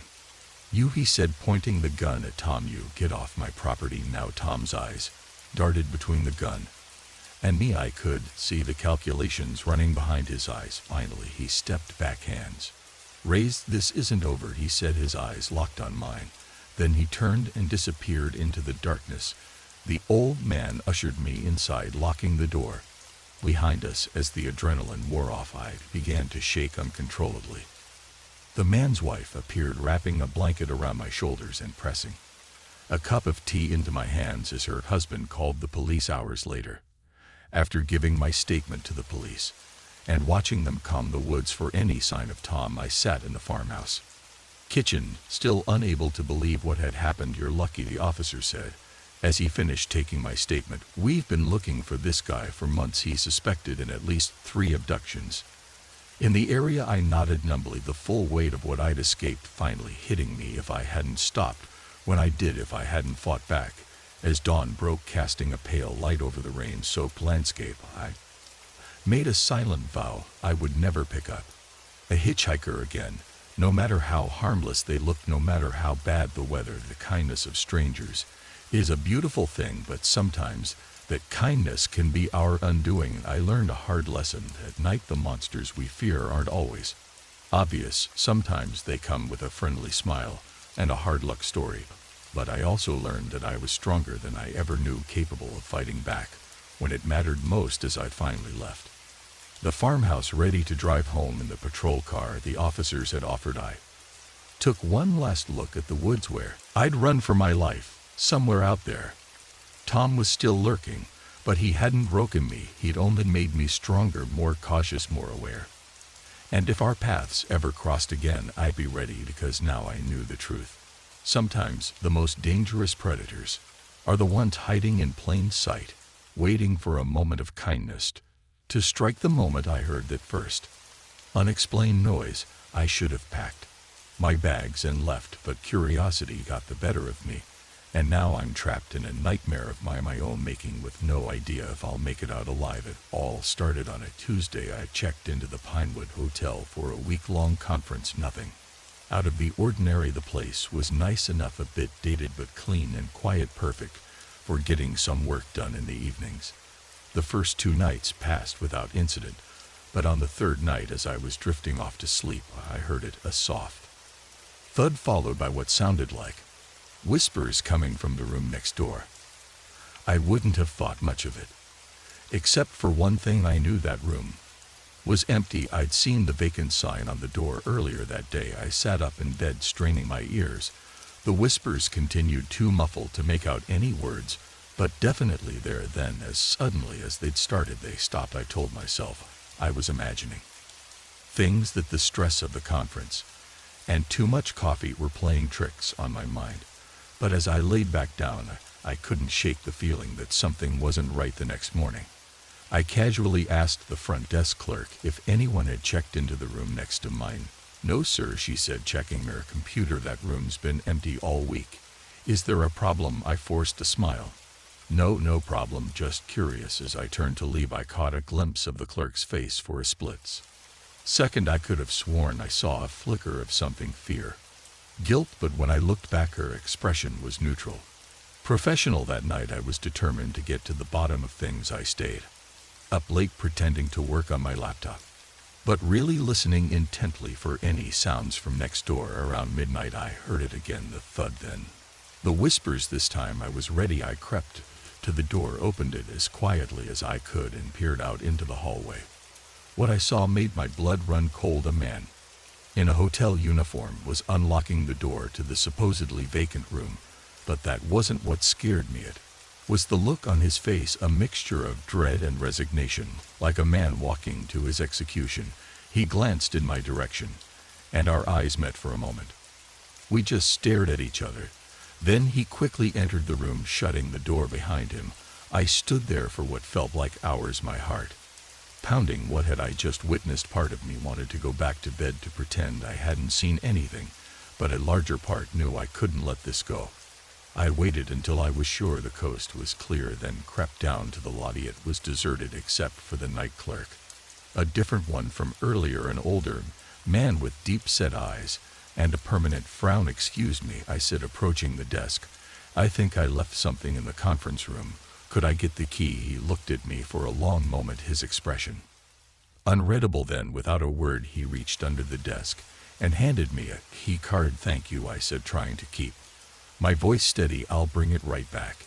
He nodded, his eyes never leaving me as I walked away. The conference room was on the second floor. As I climbed the stairs, I couldn't shake the feeling that I was being watched. The key card felt heavy in my hand, like it was burning a hole in my palm.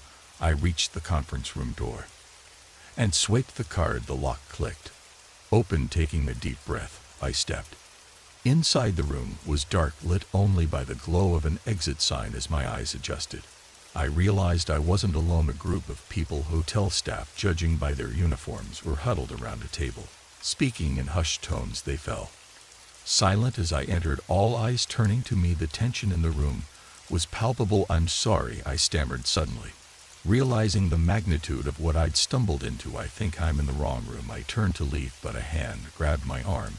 I looked up to see the night clerk, his grip like iron. "You're exactly where you're supposed to be," he said, his voice low and ominous. "We've been expecting you." The next few hours were a blur of confusion and terror. The hotel staff, it turned out, were part of something much bigger and darker than I could have imagined.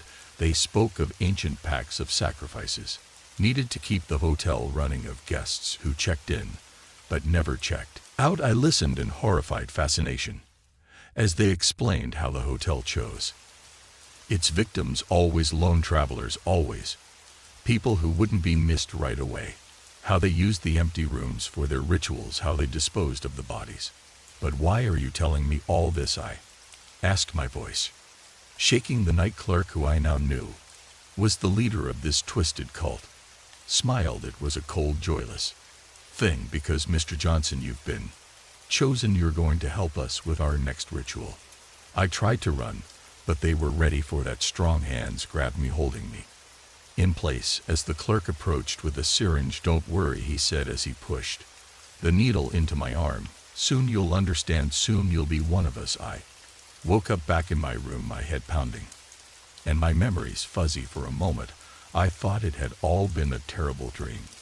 But then I saw the bruise on my arm where the needle had gone in, and the full horror of my situation came crashing down on me. I jumped out of bed and ran to the door, only to find it locked. My phone was gone, as was my laptop. I was trapped. The next few days were a nightmare of isolation and fear.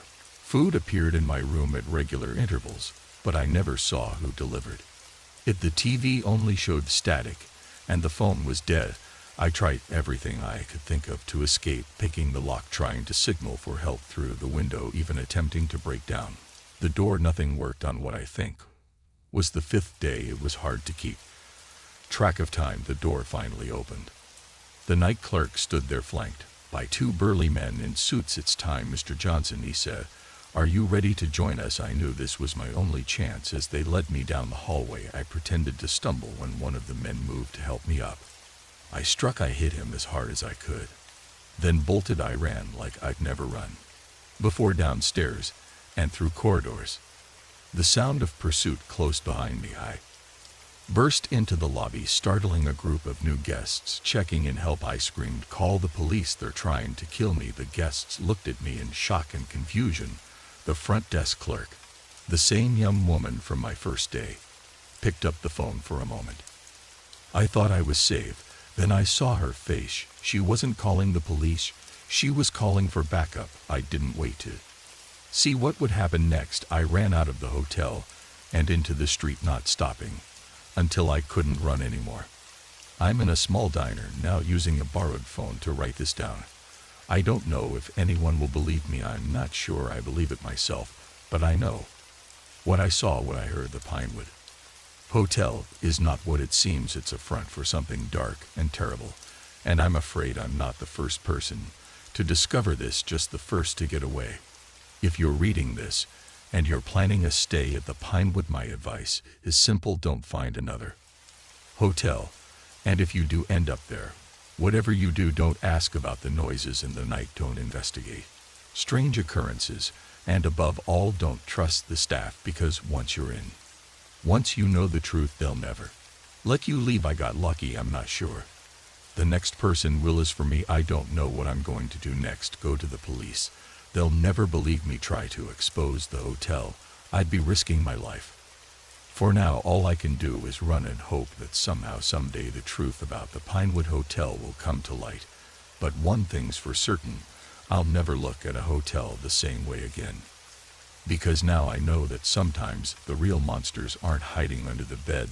They're the ones handing you the room key with a smile. The first time I noticed something out of place, I brushed it off as forgetfulness. By the time I realized the truth, it was almost too late. I never imagined that house sitting could turn into a living nightmare. It started innocently enough. My college friend Sarah asked if I could watch her house for a month while she was on an extended business trip. The timing was perfect. I had just finished a freelance project and was between jobs, plus the idea of staying in a spacious suburban home instead of my cramped studio apartment was too good to pass up. The first week was uneventful. I settled into a routine, working on my laptop during the day and binge watching Netflix in the evenings. Sarah's house was comfortable, if a bit too big for one person. Sometimes I'd catch myself looking over my shoulder, feeling like I was being watched, but I chalked it up to being in an unfamiliar place. It was on day 8 that I noticed the first oddity. I woke up and went to the kitchen to make coffee, only to find that the mug I'd left in the sink the night before was now sitting on the counter, clean and dry. I frowned, trying to remember if I'd washed it before bed. I must have. I decided I was just more tired than I thought. But then it happened again and again. Small things easy to dismiss individually, but unsettling when viewed as a whole. A book I was sure I'd left on the coffee table would be back on the shelf. The TV remote would be on the other side of the room from where I'd left it. One morning I came downstairs to find all the kitchen chairs pulled out from the table. I started to wonder if I was losing my mind. Was I sleepwalking?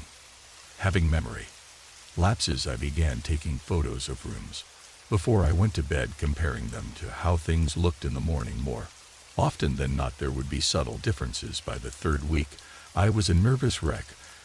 I'd started sleeping with the bedroom door locked, jumping at every creak and groan of the house settling. I considered calling Sarah, but what would I say? I think your house is moving things around at night. She'd think I was crazy. It was on a Tuesday night that everything came to a head. I'd had trouble falling asleep, tossing and turning for hours before finally drifting off. A noise jolted me awake, a soft thud, like something being set down carefully. I lay perfectly still, straining my ears. There it was again, a shuffling sound coming from downstairs. My heart began to race. This wasn't my imagination. There was someone in the house. I reached for my phone with trembling hands, ready to call 911. But as my fingers touched the screen, a horrible thought struck me. What if they'd cut the phone lines in movies? That's always what the intruders did. First, slowly, careful not to make a sound. I got out of bed. I needed to see what I was dealing with. I crept to the bedroom door and pressed my ear against it. The shuffling had stopped, but now I could hear something else. Breathing. Slow, steady breathing just on the other side of the door. I stumbled back, clapping a hand over my mouth to stifle a scream. The doorknob began to turn.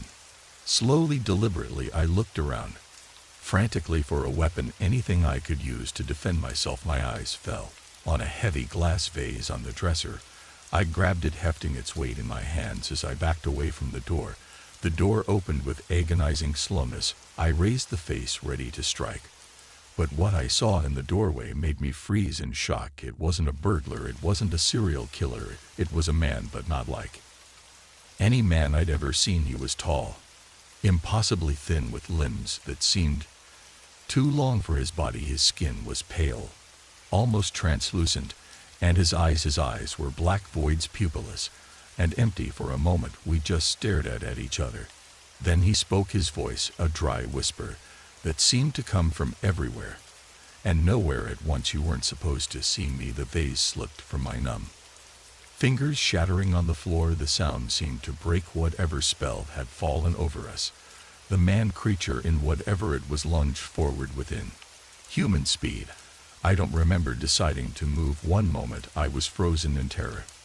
The next I was shoving past him, running down the hallway towards the stairs. I could hear him behind me, his breathing raspy and excited. I took the stairs two at a time, nearly falling in my haste. My only thought was to get out, to get to my car and drive as far away as possible. But as I reached the bottom of the stairs, I saw something that made my blood run cold. The front door was gone. Where it should have been was just a blank wall. I spun around, looking for another way out, but everywhere I looked, things were wrong. The layout of the house had changed. Doors that should have led outside now opened into more rooms. Windows showed only darkness beyond us. If the house was floating in a void. "You can't leave," the voice said behind me. "None of us can." I turned to face him, pressing my back against the wall. "What are you talking about? What is this place?" He tilted his head, regarding me with those empty black eyes. "This house, it's alive. It feeds on us, on our fear, our despair. It's been so long since it had someone new to play with." "No." I shook my head, refusing to believe it. "This isn't real. It can't be." He took a step closer, and I noticed for the first time that his feet didn't quite touch the ground. "I've been here for I don't know how long, decades, maybe centuries. Time doesn't work right here. The house let me see you, let me move things around. It was toying with you, savoring your growing fear." My mind raced, trying to make sense of what he was saying. "But Sarah, this is her house. She lives here." The creature that was once a man let out a sound that might have been a laugh. "Sarah isn't real. She's just a lure, a fiction created by the house to bring in new victims. You're not the first, and you won't be the last." I felt my legs give way, and I slid down the wall to the floor. This couldn't be happening. It had to be a nightmare. I'd wake up any moment now, back in my own apartment, and laugh at how ridiculous this all was. But I didn't wake up. Instead, the creature knelt down in front of me, its face inches from mine. "I'm sorry," it said, and for a moment I thought I saw a flicker of humanity in those bottomless eyes. I tried to warn you, to scare you away, but the house, it's too strong. It always wins. As if in response to his words, the house groaned around us. The walls seemed to ripple, and I felt a sensation like the floor was tilting beneath me. "What's happening?" I gasped, scrambling to my feet. The creature stood as well, looking around with what seemed like resignation. "It's changing again." "It does. This rearranges itself each time. It's different each time. We have to learn it all over again." I watched in horror as the walls began to shift, doors disappearing and reappearing in new locations. The staircase twisted, turning into a spiral that led up into darkness, and all around us I began to hear whispers, countless voices, some pleading, some screaming, some laughing maniacally. The others, the creature said, noticing my reaction to the sounds, all trapped like us. "Sometimes we see each other, sometimes we don't." The house decides. I shook my head, still unable to fully comprehend what was happening. "There has to be a way out. We can't just give up." For the first time I saw something like pity in the creature's expression. "Oh, we don't give up. We keep trying, keep searching." But the house, it enjoys that, our hope, our desperate attempts to escape. It's all part of the game. As the house's transformation slowed, I found myself in what looked like a long corridor lined with doors. Each one was different, some old and weathered, others sleek and modern. The creature stood at the far end, already beginning to fade into the shadows. "Wait," I called out, What do I do now? Its voice came back to me, growing fainter with each word. Survive, explore, and whatever you do, don't trust what you see. Nothing here is what it seems. And then it was gone, leaving me alone in the impossible corridor. I stood there for a long time, trying to come to terms with my new reality. Part of me still clung to the hope that this was all some elaborate hoax or hallucination. But deep down I knew the truth. I was trapped, caught in the grip of something beyond my understanding. Finally, I took a deep breath and looked at the doors stretching out before me. Each one could lead to salvation or damnation. There was no way to know. With no other choice, I stepped forward and grasped the handle of the nearest door. As I turned it, I silently vowed that I wouldn't become like the creature I'd met. I wouldn't let this house break me. Somehow, some way, I would find a way out. The door swung open, revealing a room that defied the laws of physics, and as I stepped through, I realized that my nightmare was only just beginning. The moment I overheard those whispered words, I knew my ordinary night shift had just become a matter of life and death. Little did I know serving coffee at 2 a.m. would be the least of my worries. My name's Amy, and I've been working the graveyard shift at Mel's 24-hour diner for about 6 months now. It's not glamorous, but it pays the bills and gives me time to work on my novel. During the slow hours most nights, it's just me, the cook, and a handful of regulars, truckers passing through, college students pulling all-nighters, the occasional insomniac looking for a slice of pie, and a sympathetic ear. This particular night started like any other. I was wiping down the counter for the 100th time, half listening to the oldie station playing softly in the background, when the bell over the door chimed. I looked up, plastering on my best customer service smile, only to have it falter slightly at the sight of the newcomers. There were 4 of them, all men dressed in dark clothes that seemed a little too nice for our greasy spoon establishment. They slid into a booth in the far corner, talking in low voices and glancing around nervously. I grabbed some menus and headed over, my instincts telling me something was off about this group. As I approached, I caught a snippet of their conversation. Shipment comes in at dawn. We need to be ready. They fell silent as soon as they noticed me, fixing me with hard stares that made my skin crawl. Welcome to Mel's, I said, proud of how steady my voice sounded. Can I start you gentlemen off with some coffee? Coffee? The man closest to me, a burly guy with a scar running down his left cheek, nodded curtly. Coffee black for all of us.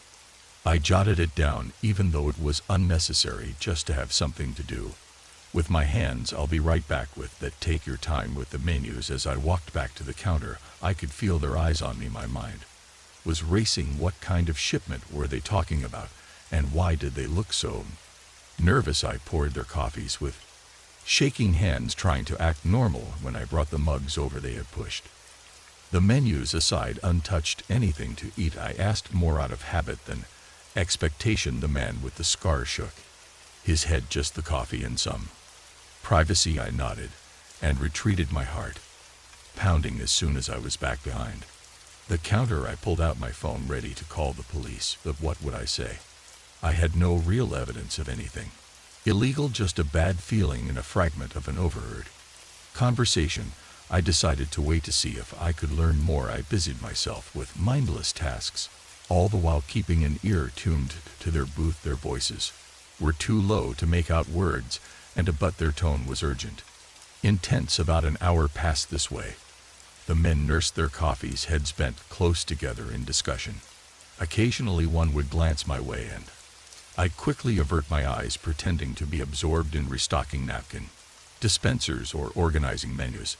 Then everything changed in an instant. The bell over the door chimed again, and 2 police officers walked in. It was a common enough sight. Cops often stopped by for coffee during their night patrols, but the reaction from the men in the booth was immediate and alarming. They stiffened, hands disappearing under the table. I saw the glint of metal and realized with a jolt of terror that they were armed. The next few moments seemed to unfold in slow motion. The cops, oblivious to the tension, ambled up to the counter. The men in the booth were coiled like springs, ready to act, and I stood frozen between them. Suddenly, understanding that I was the only thing preventing a bloodbath in my diner. I had to do something, and fast. Taking a deep breath, I stepped towards the cops, positioning myself so my back was to the booth. I pitched my voice louder than necessary, hoping the men would hear every word. "Officers, great to see you. Your usual," I asked, trying to communicate with my eyes that something was wrong. The older cop, Dave, who'd been coming here for years, picked up on my distress immediately. His hand casually moved to rest on his holster. "Actually, Amy, we got a call about some suspicious activity in the area. You seen anything unusual tonight?" I shook my head, acutely aware of the men behind me. "No, sir, it's been a quiet night. Just a few regulars and some folks passing through." I emphasized the last part, hoping he'd understand. Dave nodded slowly, his eyes scanning the diner. "Well, we'll take a quick look around if you don't mind." "Standard procedure, of course," I said, relief washing over me. "Coffee's on the house tonight."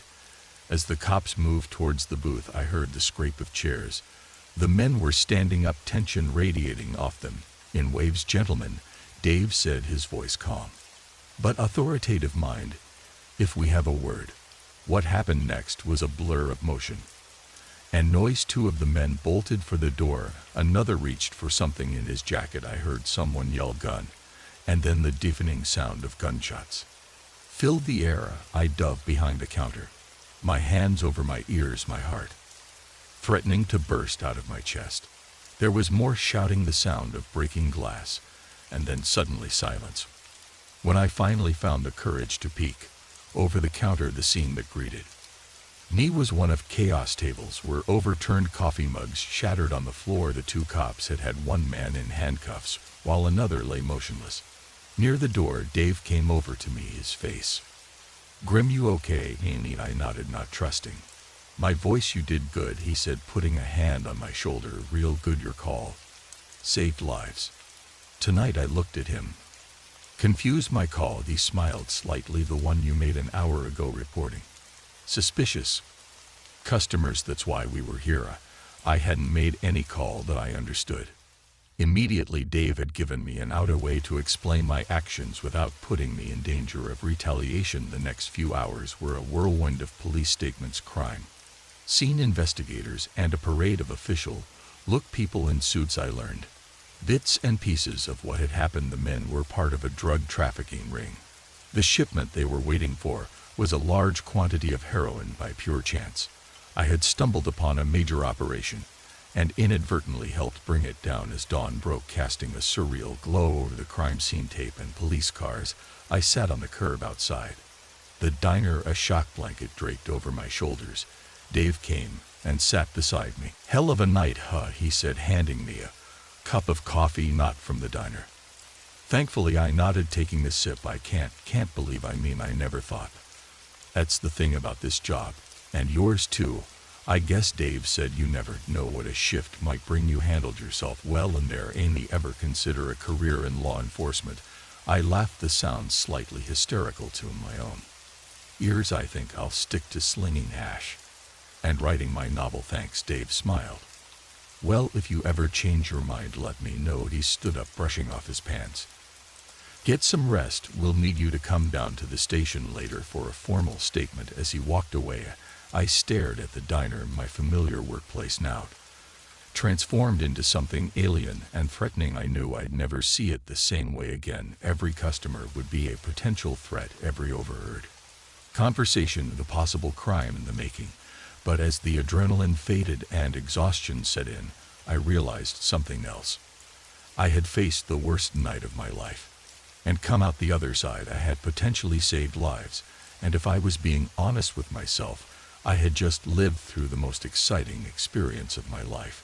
I stood up, letting the shock blanket fall away. Maybe I wouldn't quit my job after all. Maybe, just maybe, I had found the inspiration I needed to finally finish my novel. After all, they say write what you know. And now I knew more than I ever bargained for. As I walked to my car, the first light of day painting the sky in shades of pink and gold, I couldn't help but smile. Life at the diner would never be the same, but then again, neither would I. The moment we stepped into that abandoned house to escape the storm, I knew we'd made a terrible mistake.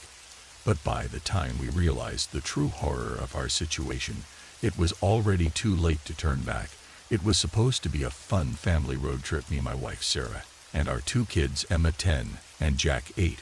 We'd been driving for hours trying to outrun a massive storm system that had seemingly appeared out of nowhere.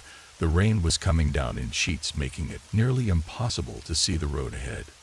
"Dave, we need to stop," Sarah said, her knuckles white as she gripped the dashboard. "It's not safe to keep driving like this." I nodded, squinting through the windshield. "You're right, I'll pull over at the next town we see."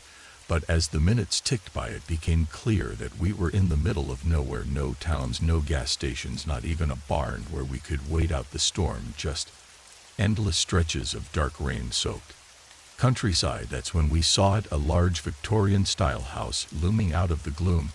It stood alone on a small hill, silhouetted against the stormy sky.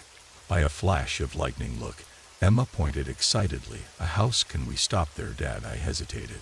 The place looked abandoned, and something about it made the hair on the back of my neck stand up.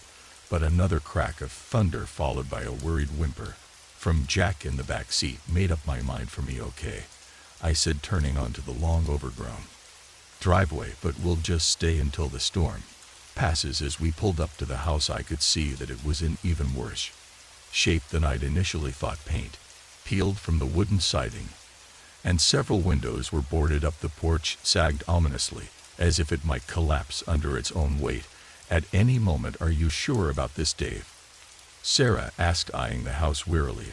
As we got out of the car, I for a smile, trying to project more confidence than I felt. "It'll be fine, we'll just wait inside until the worst of the storm blows over." We dashed through the rain to the porch, the old boards creaking under our feet. The front door was slightly ajar, swinging open with a spine-chilling creak when I pushed it. "Hello," I called out, peering into the darkness beyond.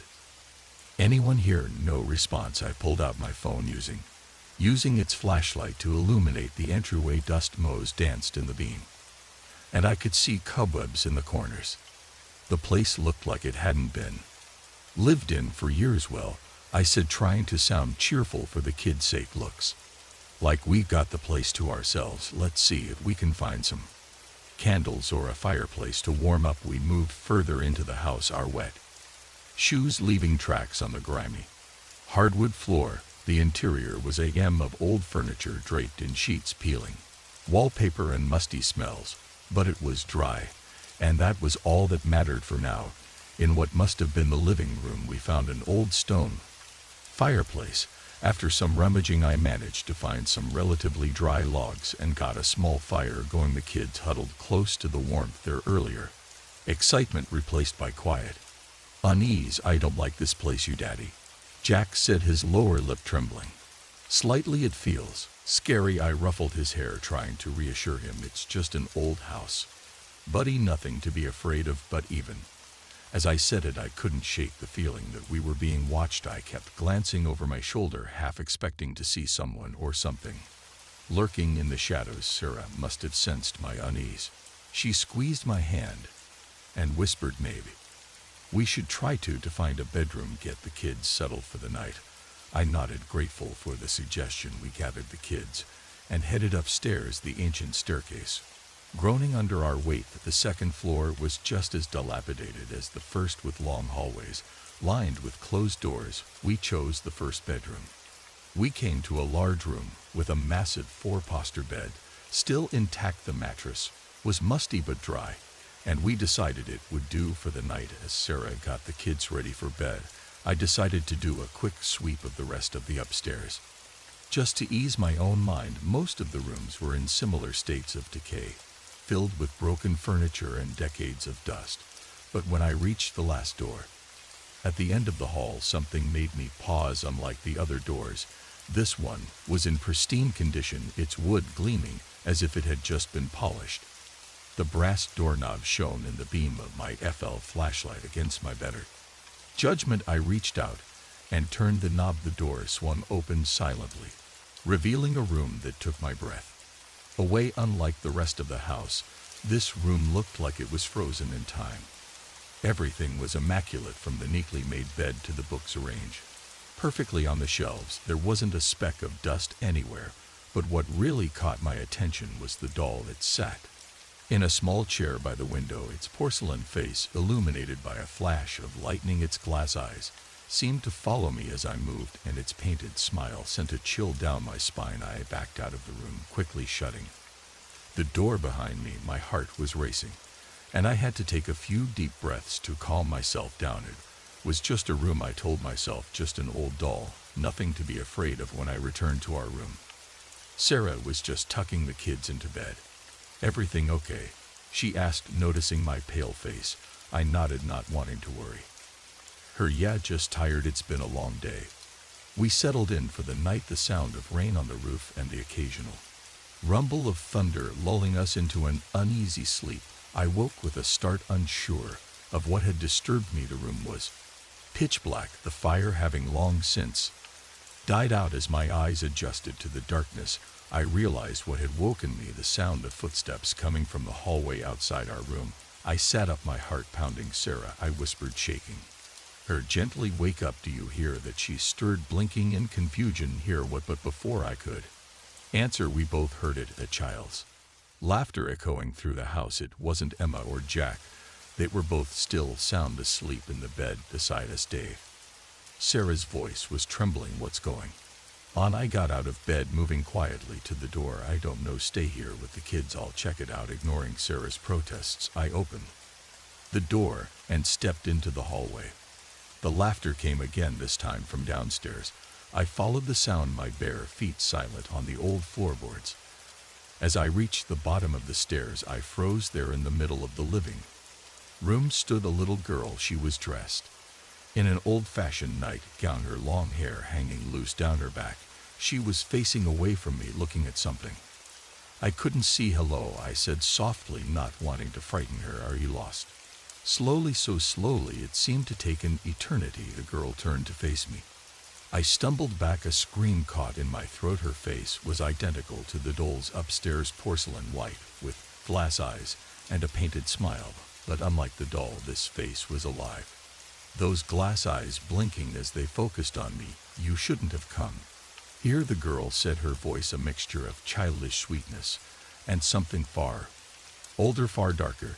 "This is our home, and now you can never leave." As if on cue, doors began slamming throughout the house. I heard Sarah's scream from upstairs and the terrified cries of Emma and Jack. I turned to run back to them, but the staircase was gone, replaced by a solid wall. The girl's laughter echoed around me, multiplying until it seemed to come from everywhere.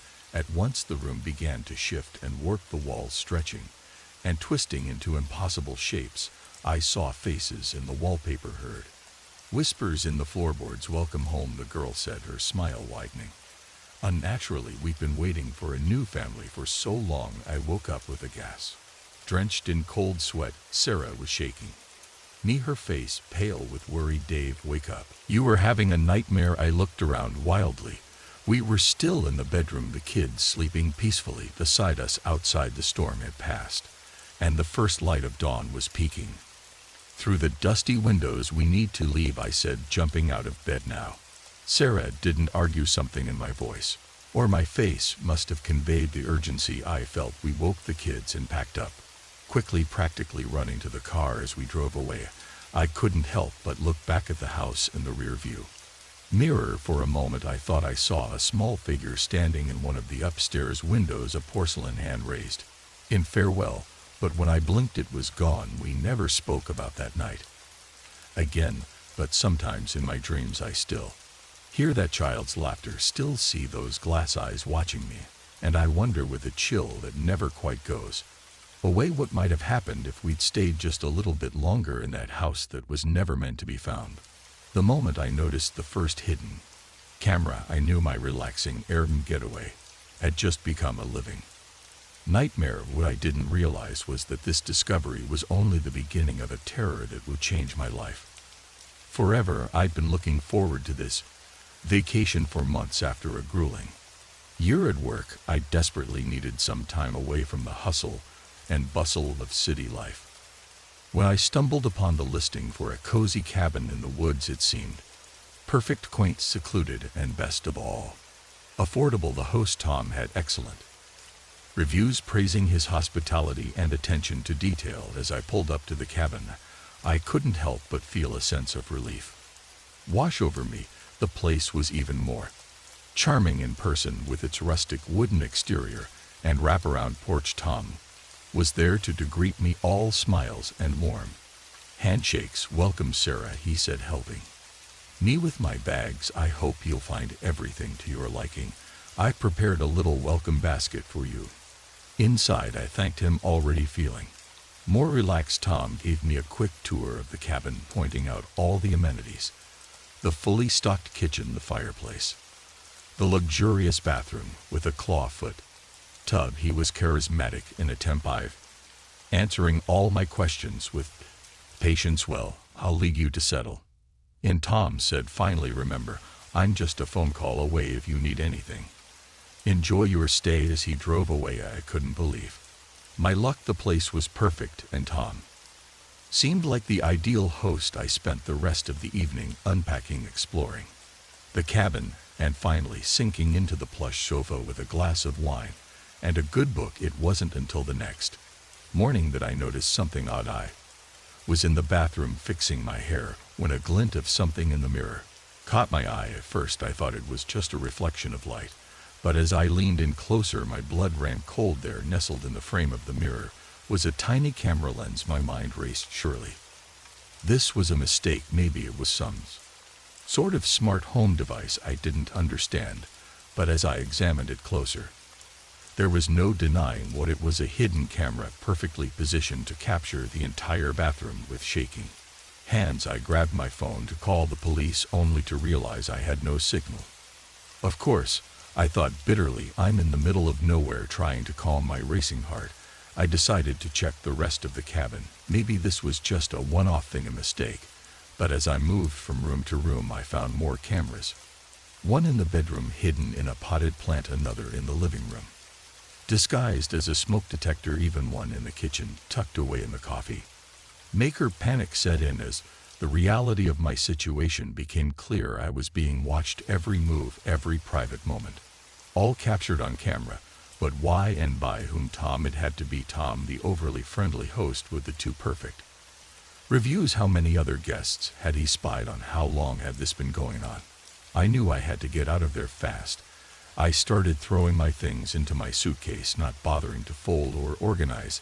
That's when I heard it, the sound of a car pulling up outside. Peering through the curtains, my heart sank. It was Tom's truck. He wasn't supposed to be back until the end of my stay, unless he'd been watching and saw that I discovered his cameras. I looked around frantically for a way out. The front door was out of the question. He'd see me for sure. The back door, a lead straight into the dense woods, but without knowing the area, I could easily get lost. My only option was to hide and hope he'd leave. I ducked into the bedroom closet just as I heard the front door open. Tom's footsteps echoed through the cabin. Slow and deliberate. "Sarah," he called out, his voice sickly sweet. "Are you here? I just wanted to check if everything was all right." I held my breath, pressing myself further back into the closet. The footsteps grew closer. "I know you're here, Sarah." Tom's voice had lost its friendly edge. "I saw you finding the cameras. We need to talk about this." My heart was pounding so hard I was sure he could hear it. The bedroom door creaked open, and I could see Tom's shadow through the slats of the closet door. "Come on out, Sarah. Don't make this harder than it needs to be." In that moment, I knew I had to act. As Tom's hand reached for the closet door, I burst out, shoving him with all my might. He stumbled backward, surprise written all over his face. I didn't wait to see if he'd regain his balance. I ran out of the bedroom, through the living room, and straight out the front door. I could hear Tom behind me shouting, and his footsteps pounding on the wooden floors. The gravel driveway crunched under my feet as I sprinted towards my car. Just as I reached for the door handle, a hand grabbed my arm, yanking me backward. I spun around, coming face to face with Tom. His earlier charm was gone, replaced by a look of cold fury. "You shouldn't have done that, Sarah," he growled. "Do you have any idea what you've stumbled into?" I struggled against his grip, my mind racing for a way out. That's when I remembered my car keys. They were still in my pocket. With my free hand, I reached in and grabbed them. Fumbling for the panic button, the shrill alarm pierced the air, startling Tom. Enough for me to wrench my arm free. I used the moment of distraction to knee him in the groin. He doubled over in pain, and I took the opportunity to jump in my car, locking the doors behind me. My hands were shaking so badly I could barely get the key in the ignition. Tom was recovering, stumbling towards the car. With a look of murderous rage, the engine roared to life, and I slammed the car into reverse, tires squealing as I backed out of the driveway. As I sped down the dirt road leading away from the cabin, I could see Tom in my rearview mirror, growing smaller and smaller, but the fear didn't subside. How many other cabins did he have? How many other unsuspecting guests were being watched right now? I drove for hours, not stopping, until I reached the nearest police station. The officers listened to my story with growing concern, immediately dispatching units to the cabin. They took my statement, collected evidence from my phone, where I'd taken pictures of the hidden cameras, and assured me they'd investigate thoroughly. In the days that followed, the true scope of Tom's operation came to light. Multiple properties, hundreds of hours of footage, countless victims. The media had a field day with the story, dubbing it the cabin Boyer case. I was asked to do interviews to share my experience, but I declined. I just wanted to forget, but forgetting proved impossible. Every hotel room, every rental property became a source of paranoia. I found myself checking for cameras everywhere. I went unable to shake the feeling of being watched. Nightmares plagued my sleep, visions of Tom's face and of hidden lenses capturing my every move. Months passed, and slowly I began to reclaim my life. Therapy helped, as did the support of friends and family. I became an advocate for stricter regulations on short-term rentals and better protections for guests. It wasn't much, but it helped me feel like I was taking back some control. Now, as I sit in my own home, surrounded by walls I know are safe, I can't help but reflect on how quickly trust can be shattered that Urban Bliss had promised. A peaceful getaway, a chance to relax and recharge. Instead, it turned into a nightmare that opened my eyes to a dark underbelly of the hospitality world I never knew existed. I still travel, stay in hotels and rentals, but now I carry with me a small device that detects hidden cameras. Some might call it paranoid, but for me it's a small price to pay for peace of mind, because I know firsthand that sometimes the real danger isn't what you can see, it's what you can't. The experience changed me. There's no denying that, but it also made me stronger, more aware, and more determined to protect not just myself, but others who might fall victim to predators like Tom. If my story can save even one person from going through what I did, then perhaps some good can come from those terrifying days in the cabin. As I finish writing this, I realize that the fear may never fully go away. I won't let it control me. I'll keep living, keep traveling, and keep fighting to ensure that what happened to me doesn't happen to anyone else, because in the end, the greatest victory is not letting the monsters win. The moment I realized I wasn't alone in the wilderness, my solo camping trip turned into a nightmare. I couldn't escape. What started as an adventure to find myself became a desperate fight to survive, with an unseen predator stalking my every move. I'd always been an avid hiker, but this was my first time attempting a week-long solo trek through the backcountry. The Appalachian Trail seemed like the perfect challenge. Beautiful, remote, and just dangerous enough to be exciting. I prepared for months, gathering the best lightweight gear, studying maps, and getting into the best shape of my life. The first 2 days were everything I hoped for. The solitude was refreshing, the scenery breathtaking. I reveled in the silence, broken only by bird song and the crunch of leaves under my boots. As I set up camp on the second night, watching the sunset paint the sky in brilliant oranges and pinks, I felt a sense of peace I hadn't experienced in years. It was on the third day that things started to change. At first, it was just a feeling, a prickling sensation on the back of my neck, like I was being watched. I dismissed it as paranoia, the natural unease of being alone in the wild. But as the day wore on, the feeling intensified. I started noticing small things, a twig snapping when I hadn't moved, the rustle of leaves when there was no wind. Once I could have sworn I saw a shadow move between the trees. Monarch, but when I turned to look, there was nothing there. That night, as I huddled in my tent, every sound from the forest seemed amplified. The hooting of an owl made me jump. The scurrying of a small animal near my tent had me reaching for my flashlight. Heart pounding, I tried to rationalize my fear, telling myself it was just the normal sounds of the woods at night. But deep down I knew something was wrong. I woke at dawn, groggy from a restless night. As I emerged from my tent, I froze. There in the soft dirt around my campsite were footprints, human footprints, and they didn't match my boots. My blood ran cold as I examined the prints. They circled my tent, coming close enough that whoever made them could have touched the fabric. The thought of someone standing there while I slept, unaware and vulnerable, made me feel sick. I packed up camp in record time, my hand shaking as I stuffed gear into my backpack. All thoughts of continuing my trip were gone. I just wanted to get back to civilization, back to safety. But as I started hiking, I realized my ordeal was far from over. The feeling of being watched was stronger than ever. Every few minutes I'd spin around, certain I'd catch a glimpse of my stalker, but the trail behind me was always empty. As the day wore on, I began to notice other signs: a broken branch here, a disturbed patch of moss there, small things easy to overlook if you weren't looking for them.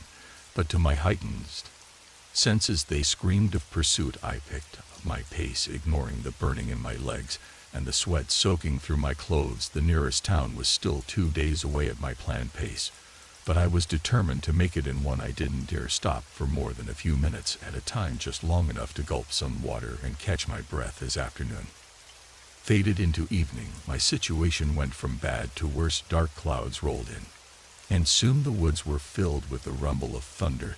The rain started as a drizzle, but quickly turned into a downpour. Within minutes, I was soaked to the skin, the trail turning into a muddy mess under my feet. I knew I should stop, set up my tent, and wait out the storm.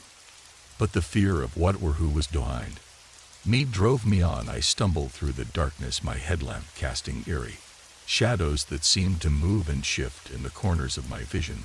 Suddenly, a flash of lightning illuminated the trail ahead, and I saw something that made my heart stop. There, not 20 feet in front of me, was a figure, tall, unnaturally thin, its outline blurred by the rain. For a split second our eyes met, or at least I thought they did, where its eyes should have been. There were only dark, empty sockets. I screamed, the sound of lost in a crack of thunder. I turned and ran, no longer caring about the trail, no longer caring about anything except getting away from that thing. Branches whipped at my face as I crashed through the underbrush. I could hear something moving behind me, keeping pace effortlessly. Despite the difficult terrain, my foot caught on a route, and I went down hard, tumbling down the steep incline. I came to a stop at the bottom, dazed and in pain. As I lay there, the rain pelting my face, and I heard its footsteps, slow and deliberate, coming down the hill towards me. I tried to get up, but my ankle exploded in pain. I was trapped. The footsteps stopped right behind me. I could feel its presence looming over me, slowly, terrified of what I might see. I rolled over. There was nothing there. I blinked, confused. Had I imagined it all? Was this all some fear-induced hallucination? A twig snapped to my left, and I whipped my head around. Nothing. Another snap, this time to my right again.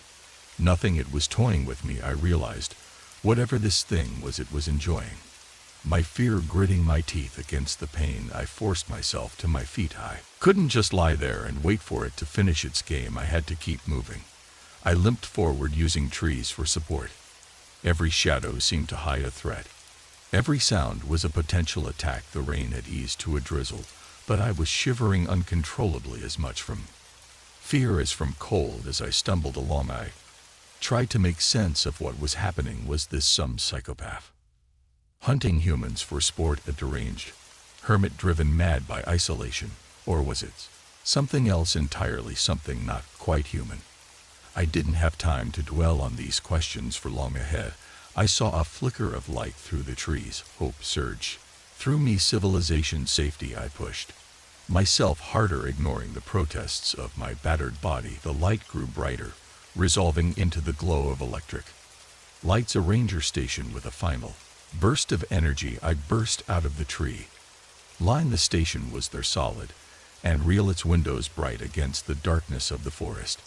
I half ran, half limped to the door, pounding on it with what little strength I had left. Help, I croaked, my voice horror from hours of panicked breathing. Please, someone help me. The door opened, and I nearly fell into the arms of a startled-looking park ranger. "Woo there," he said, helping me inside. "What happened to you?" I tried to explain, my words tumbling out in a confused jumble. The footprints that chased the figure, and the lightning. The ranger listened, his expression growing more concerned by the second. Okay.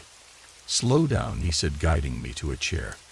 "You're safe now, let's get you warmed up, and then we'll figure this out." As he wrapped a blanket around my shoulders and pressed a mug of hot coffee into my hands, I couldn't help but glance out the window. The forest pressed close to the station. Dark and impenetrable was it.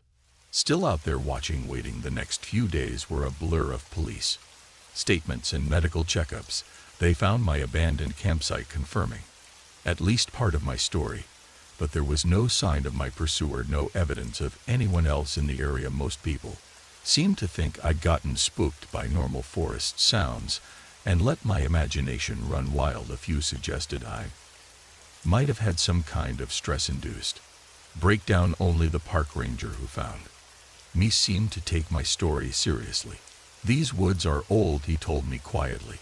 "When no one else was around, they hold secrets, things that most people wouldn't believe. Whatever you saw out there, just be glad you made it out." As I finally headed home, my ankle in a brace and my nerves still frayed, I couldn't shake the feeling that my ordeal wasn't over. Sometimes when I close my eyes, I can still see that figure in the lightning flash, still feel those empty sockets staring into my soul. I don't know if I'll ever go camping again. The wilderness, once a source of peace and adventure, now holds only terror for me. But I know one thing for certain. Whatever was out there in those woods, it was real, and somewhere deep in the dark forests of the Appalachian Trail, it's still waiting, watching, hunting. For now, I'll stick to the safety of the city, but part of me knows that someday, somehow, I'll have to face those woods again. Because until I do, until I confront whatever it was that chased me through the rain and darkness, I'll never truly be free of the fear that now shadows my every step. The wilderness may have won this round, but the game, I fear, is far from over. The moment I heard those inexplicable noises coming from the supposedly empty floor, I knew my mundane night shift was about to take a terrifying turn. Little did I know what I was about to discover would haunt me for the rest of my life. My name is Mike, and I've been working as a night janitor at Carlisle Associates for about 6 months. Now, it's not the most glamorous job, but it pays the bills and gives me plenty of time to work on my screenplay during the quiet hours. The building is one of those generic office towers, all glass and steel, with 50 floors of cubicles, conference rooms, and corner offices. On this particular night, I was going about my usual routine. I'd started on the ground floor and was working my way up floor by floor. It was my numbing work, but I'd gotten used to the solitude. The only sounds were the hum of the vacuum cleaner and the occasional ping of the elevator. I was on the 37th floor when I first heard it, a thud, followed by what sounded like muffled voices. I froze, my hand still on the vacuum's handle. The 37th floor was supposed to be empty. Hell, the whole building was supposed to be empty at this hour. I switched off the vacuum, straining my ears in the sudden silence. There it was again, definitely voices coming from the floor above. My heart started to race. Were we being robbed? Should I call security? I debated with myself for a moment. If it was just some employees working late, I feel like an idiot for raising an alarm, but something in my gut told me this wasn't normal. Gathering my courage, I decided to investigate. I left the vacuum where it was and made my way to the stairwell. As I climbed the stairs to the 38th floor, the voices grew louder. I could make out at least 2 distinct speakers, though I couldn't understand what they were saying. I reached the door to the 38th floor and hesitated my hand on the handle. What if they were armed? What if I was walking into something dangerous? But curiosity won out over caution, and I slowly eased the door open, wincing at every creak. The 38th floor was laid out like all the others, a maze of cubicles surrounding a central area, with conference rooms. But unlike the other floors, this one wasn't dark. A faint light spilled out from one of the conference rooms, casting long shadows across the office. I crept forward, my heart pounding so loudly I was sure they'd hear it. As I got closer to the lit room, the voices became clearer. Shipment comes in tomorrow night. We need to be ready. What about security? Johnson's been sniffing around. Don't worry about Johnson, he's been taken care of. I felt a chill run down my spine. This wasn't just some late-night meeting. Whatever was happening here, it was illegal and potentially dangerous. I inched closer, trying to peer into the room without being seen through the gap in the door. I could make out 3 men. They were gathered around a table, covered in papers and what looked like blueprints. One of them was pointing at something on the table, speaking in low, urgent tones. The boss wants this to go smoothly. No mistakes this time. Got it. The others nodded, their faces grim. I leaned in, trying to get a better look at what was on the table. That's when disaster struck. My foot caught on a loose piece of carpet, and I stumbled. I managed to catch myself before falling, but my elbow knocked against the wall. With a dull thud, the voices in the room instantly went silent. I heard chairs scraping against the floor and footsteps approaching the door. Panic surged through me. I had to get out of there fast. I turned and ran, not caring about stealth anymore. Behind me I heard shouts and the sound of the conference room door banging open. I sprinted towards the stairwell, my only thought to put as much distance between myself and those men as possible. I burst through the stairwell door and started down the stairs, taking them 2 at a time. I could hear footsteps above me getting closer. My lungs burned and my legs ached, but fear kept me moving. I had just reached the 30th floor when I heard the stairwell door above me slam open. "There he is," a voice shouted. The footsteps grew louder, faster. I didn't dare look back. I just ran, my feet barely touching the stairs as I descended. 25th floor, 20th, 15th. My pursuers were gaining on me. I could hear their heavy breathing, their shouts getting closer. As I reached the 10th floor, a crazy idea struck me. Instead of continuing down, I burst out onto the floor. I sprinted through the dark office, weaving between desks and cubicles. I could hear them behind me cursing as they tried to navigate the unfamiliar space. I made it to the other side of the floor and found what I was looking for, the second stairwell. I yanked the door open and started down again. With any luck, they'd waste precious time searching the 10th floor before realizing I'd switched stairs. My luck held. By the time I heard them enter the second stairwell, I was already at the ground floor. I exploded out of the stairwell and into the lobby, startling the night security guard at his desk. "Call the police," I gasped, struggling to catch my breath. "There are men upstairs." There, before I could finish, the stairwell door burst open again. 2 men rushed out, their faces contorted with rage. They skidded to a stop when they saw the security guard, who was already on his feet, one hand on his weapon. For a moment we all stood frozen, a tableau of confusion and fear. Then one of the men smiled, a cold, calculating smile that made my blood run cold. "There seems to be some misunderstanding," he said smoothly. "Our friend here," he gestured at me, "had a bit too much to drink at the office party. We were just trying to make sure he got home safely." The security guard looked uncertain, his eyes darting between me and the 2 men. I opened my mouth to protest, to tell them what I'd really seen, but the words died in my throat as I saw the second man slowly reach into his jacket. In that moment I made a decision. I turned and ran, bursting through the lobby doors and out into the night. I heard shouts behind me, but I didn't stop. I ran until my legs gave out, until I was sure I'd lost them. I ended up in a 24-hour diner, shaking and covered in sweat. As I sat there, trying to decide what to do, my phone buzzed. It was a text from an unknown number. "We know who you are. Keep quiet. If you want to stay healthy, my blood ran cold. How had they found my number? What else did they know about me? I spent the rest of the night in a haze of paranoia, jumping at every sound, convinced that every passing car was there to get me. When dawn finally broke, I made my way to the police station. But as I stood outside ready to go in and report what I'd seen, doubt crept in. Would they believe me? I had no proof, just my word against theirs. And if these men were as connected as they seemed, would going to the police just put me in more danger? In the end, I walked away. I quit my job that day, making up some excuse about a family emergency. I moved out of my apartment the next week, telling no one where I was going. It's been 3 months since that night. I'm in a new city now with a new job and a new name, but I can't shake the feeling that I'm being watched every time I see a suit-clad businessman. Every time I hear footsteps behind me, I'm back in that stairwell running for my life. I don't know what I stumbled upon that night, a drug operation, corporate espionage, something even worse.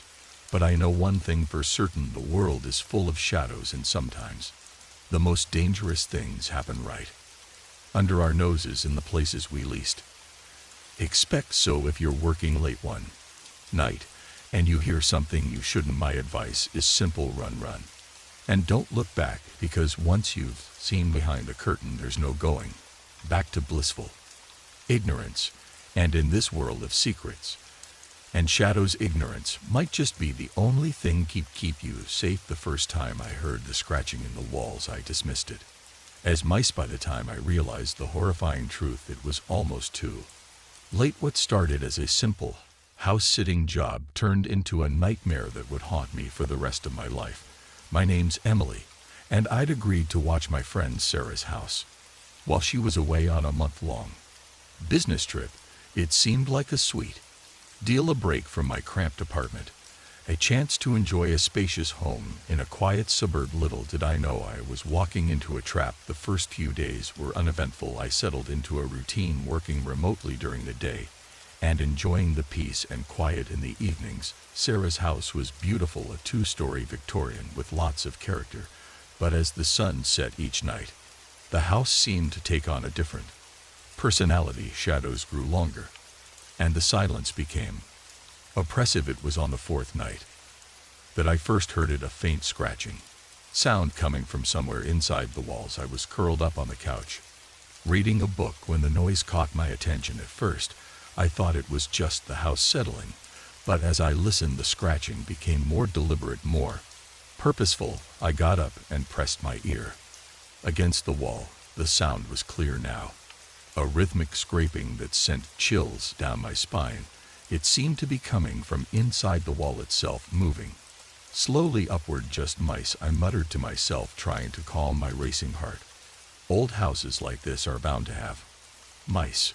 But even as I said it, I knew it wasn't true. The scratching was too loud, too strong to be caused by tiny mouse paws. Whatever was in the walls, it was much larger. I didn't sleep well that night, tossing and turning as the scratching continued intermittently. By morning, I'd convinced myself it was just my imagination running wild. The house was quiet, sunlight streaming through the windows, making the night's fears seem silly. But as night fell again, the noises returned. This time they were louder, more insistent, and they weren't just coming from one wall anymore. I could hear scratching from multiple points around the house, as if several things were moving within the walls. I called Sarah, my voice shaking as I described what I was hearing. She sounded concerned but skeptical. "The house is old, Emily," she said. "It makes all sorts of noises, but if you're really worried, call my handyman. His number is on the fridge." I thanked her and hung up, feeling slightly reassured. The next morning, I called the handyman, a gruff-voiced man named Pete. He agreed to come by that afternoon to check things out. Pete arrived around 3:00 p.m., toolbox in hand. He was an older man with weathered features and calloused hands that spoke of years of hard work. I led him through the house, describing the noises I'd been hearing. He listened patiently, then began a thorough inspection of the walls. He tapped, he listened. He even cut a small hole in one of the walls to peer inside with a flashlight. After an hour, he turned to me with a frown. "I don't see any signs of pests," He said no droppings, no chew marks in these walls. He trailed off his frown. Deepening what about them, I pressed Pete. Shook his head. They're solid, no hollow spaces where animals could be moving around. Whatever you're hearing, it ain't coming from inside these walls. A chill ran down my spine, but I heard it. I insisted. CLE clear as day. Scratching moving up and down. Pete gave me a long look, then sighed. Listen, miss. Sometimes in old houses like this, the mind can play tricks. You're here alone. It's a strange place. Maybe you're just a bit on edge. I wanted to argue to make him understand that this wasn't in my head. But I could see the doubt in his eyes. He thought I was imagining things, or worse, that I was some hysterical woman making a fuss over nothing. After Pete left, I felt even more uneasy. If the noises weren't coming from inside the walls, where were they coming from? And more importantly, what was making them? As night fell, the scratching returned with a vengeance. It was louder than ever. And now I could hear something else mixed in with it, a low guttural groaning that made my skin crawl. It seemed to be coming from everywhere at once. Surrounding me, I ran from room to room, pressing my ear against the walls, trying to pinpoint the source of the sounds, but it was useless. The noises seemed to move as I did, always just out of reach. In desperation, I decided to go down to the basement. If there was something in the house, maybe I could find some trace of it there. I grabbed a flashlight and steeled my nerves before descending the creaky wooden stairs. The basement was dark and musty, filled with old furniture and boxes. My flashlight beam cut through the gloom, casting long shadows that seemed to move and shift. The scratching was louder here, reverberating through the concrete floor. As I moved deeper into the basement, my foot caught on something. I stumbled, my flashlight clattering to the ground. As I bent to retrieve it, my hand brushed against something on the floor, something that felt suspiciously like a handle. Heart pounding, I directed my flashlight beam at the spot there. Half hidden under an old rug was a trap door. It was made of heavy wood with a rusty iron handle, and as I watched horrified, the door moved slightly as if something beneath it was pushing up. I scrambled backward. A scream caught in my throat. The scratching was coming from under the trap door, growing more frantic by the second. Whatever was down there, it knew I was here, and it wanted out. I ran up the stairs, slamming the basement door behind me. I could still hear the scratching, the groaning, now accompanied by a rhythmic thumping. Something was trying to get out. With shaking hands, I called Sarah. Again, this time I didn't hold back. I told her everything, the noises, Pete's visit, and now the trap door in the basement. There was a long silence on the other end of the line. When Sarah finally spoke, her voice was different, cold, resigned. You weren't supposed to find that, she said quietly. What? I gasped. Sarah, what are you talking about? What's down there? I'm sorry, Emily, she continued as if she hadn't heard me. I thought, I hoped it would stay quiet while I was gone. I should have known better. Sarah, you're scaring me. Please just tell me what's going on. Another long pause. Then, it's hungry, Emily. It's always hungry, and now that it knows you're there. She trailed off. The line went dead. I stood there, phone in hand, as the horrible realization washed over me. Sarah knew. She'd always known, and she'd sent me here knowing what was in the house. A loud crash from the basement jolted me back to reality. The thumping had grown louder, more insistent. Whatever was down there, it was getting out. I ran for the front door, only to find it wouldn't open. The windows were the same, sealed shut as if they'd been painted over. I was trapped. The noises were getting closer now. I could hear heavy, dragging footsteps on the basement stairs. The groaning had turned into a low, hungry growl as I backed into a corner, my eyes darting around for a weapon, anything I could use to defend myself. A horrible thought struck me. How many other had there been? How many house sitters had Sarah sent here, feeding whatever lived beneath the house? The basement door burst open. In the dim light, I caught a glimpse of something pale and twisted, with too many limbs and eyes that glowed in the darkness as it lunged towards me, its mouth opening to reveal rows of jagged teeth. I knew my fate was sealed. I don't know how I survived that night. The next thing I remember is waking up in a hospital, my body covered in cuts and bruises. The police had many questions, but I had no answers. The house, when they investigated, showed no signs of the horrors I'd experienced. No trapdoor, No monster, even Sarah, when questioned, had an alibi for the entire time. Sometimes I wonder if it really happened, if maybe Pete was right, and my mind had simply conjured up these terrors from the shadows of an old house. But then I'll catch a glimpse of movement out of the corner of my eye, or hear a faint scratching in a quiet room. And I know it wasn't just in that house, and it's still out there waiting hungry. So if you're ever asked to house sit, especially in an old house with a lot of character, be careful, listen to the walls. And if you hear scratching, run and don't look back, because some things once awakened can never be put back to sleep.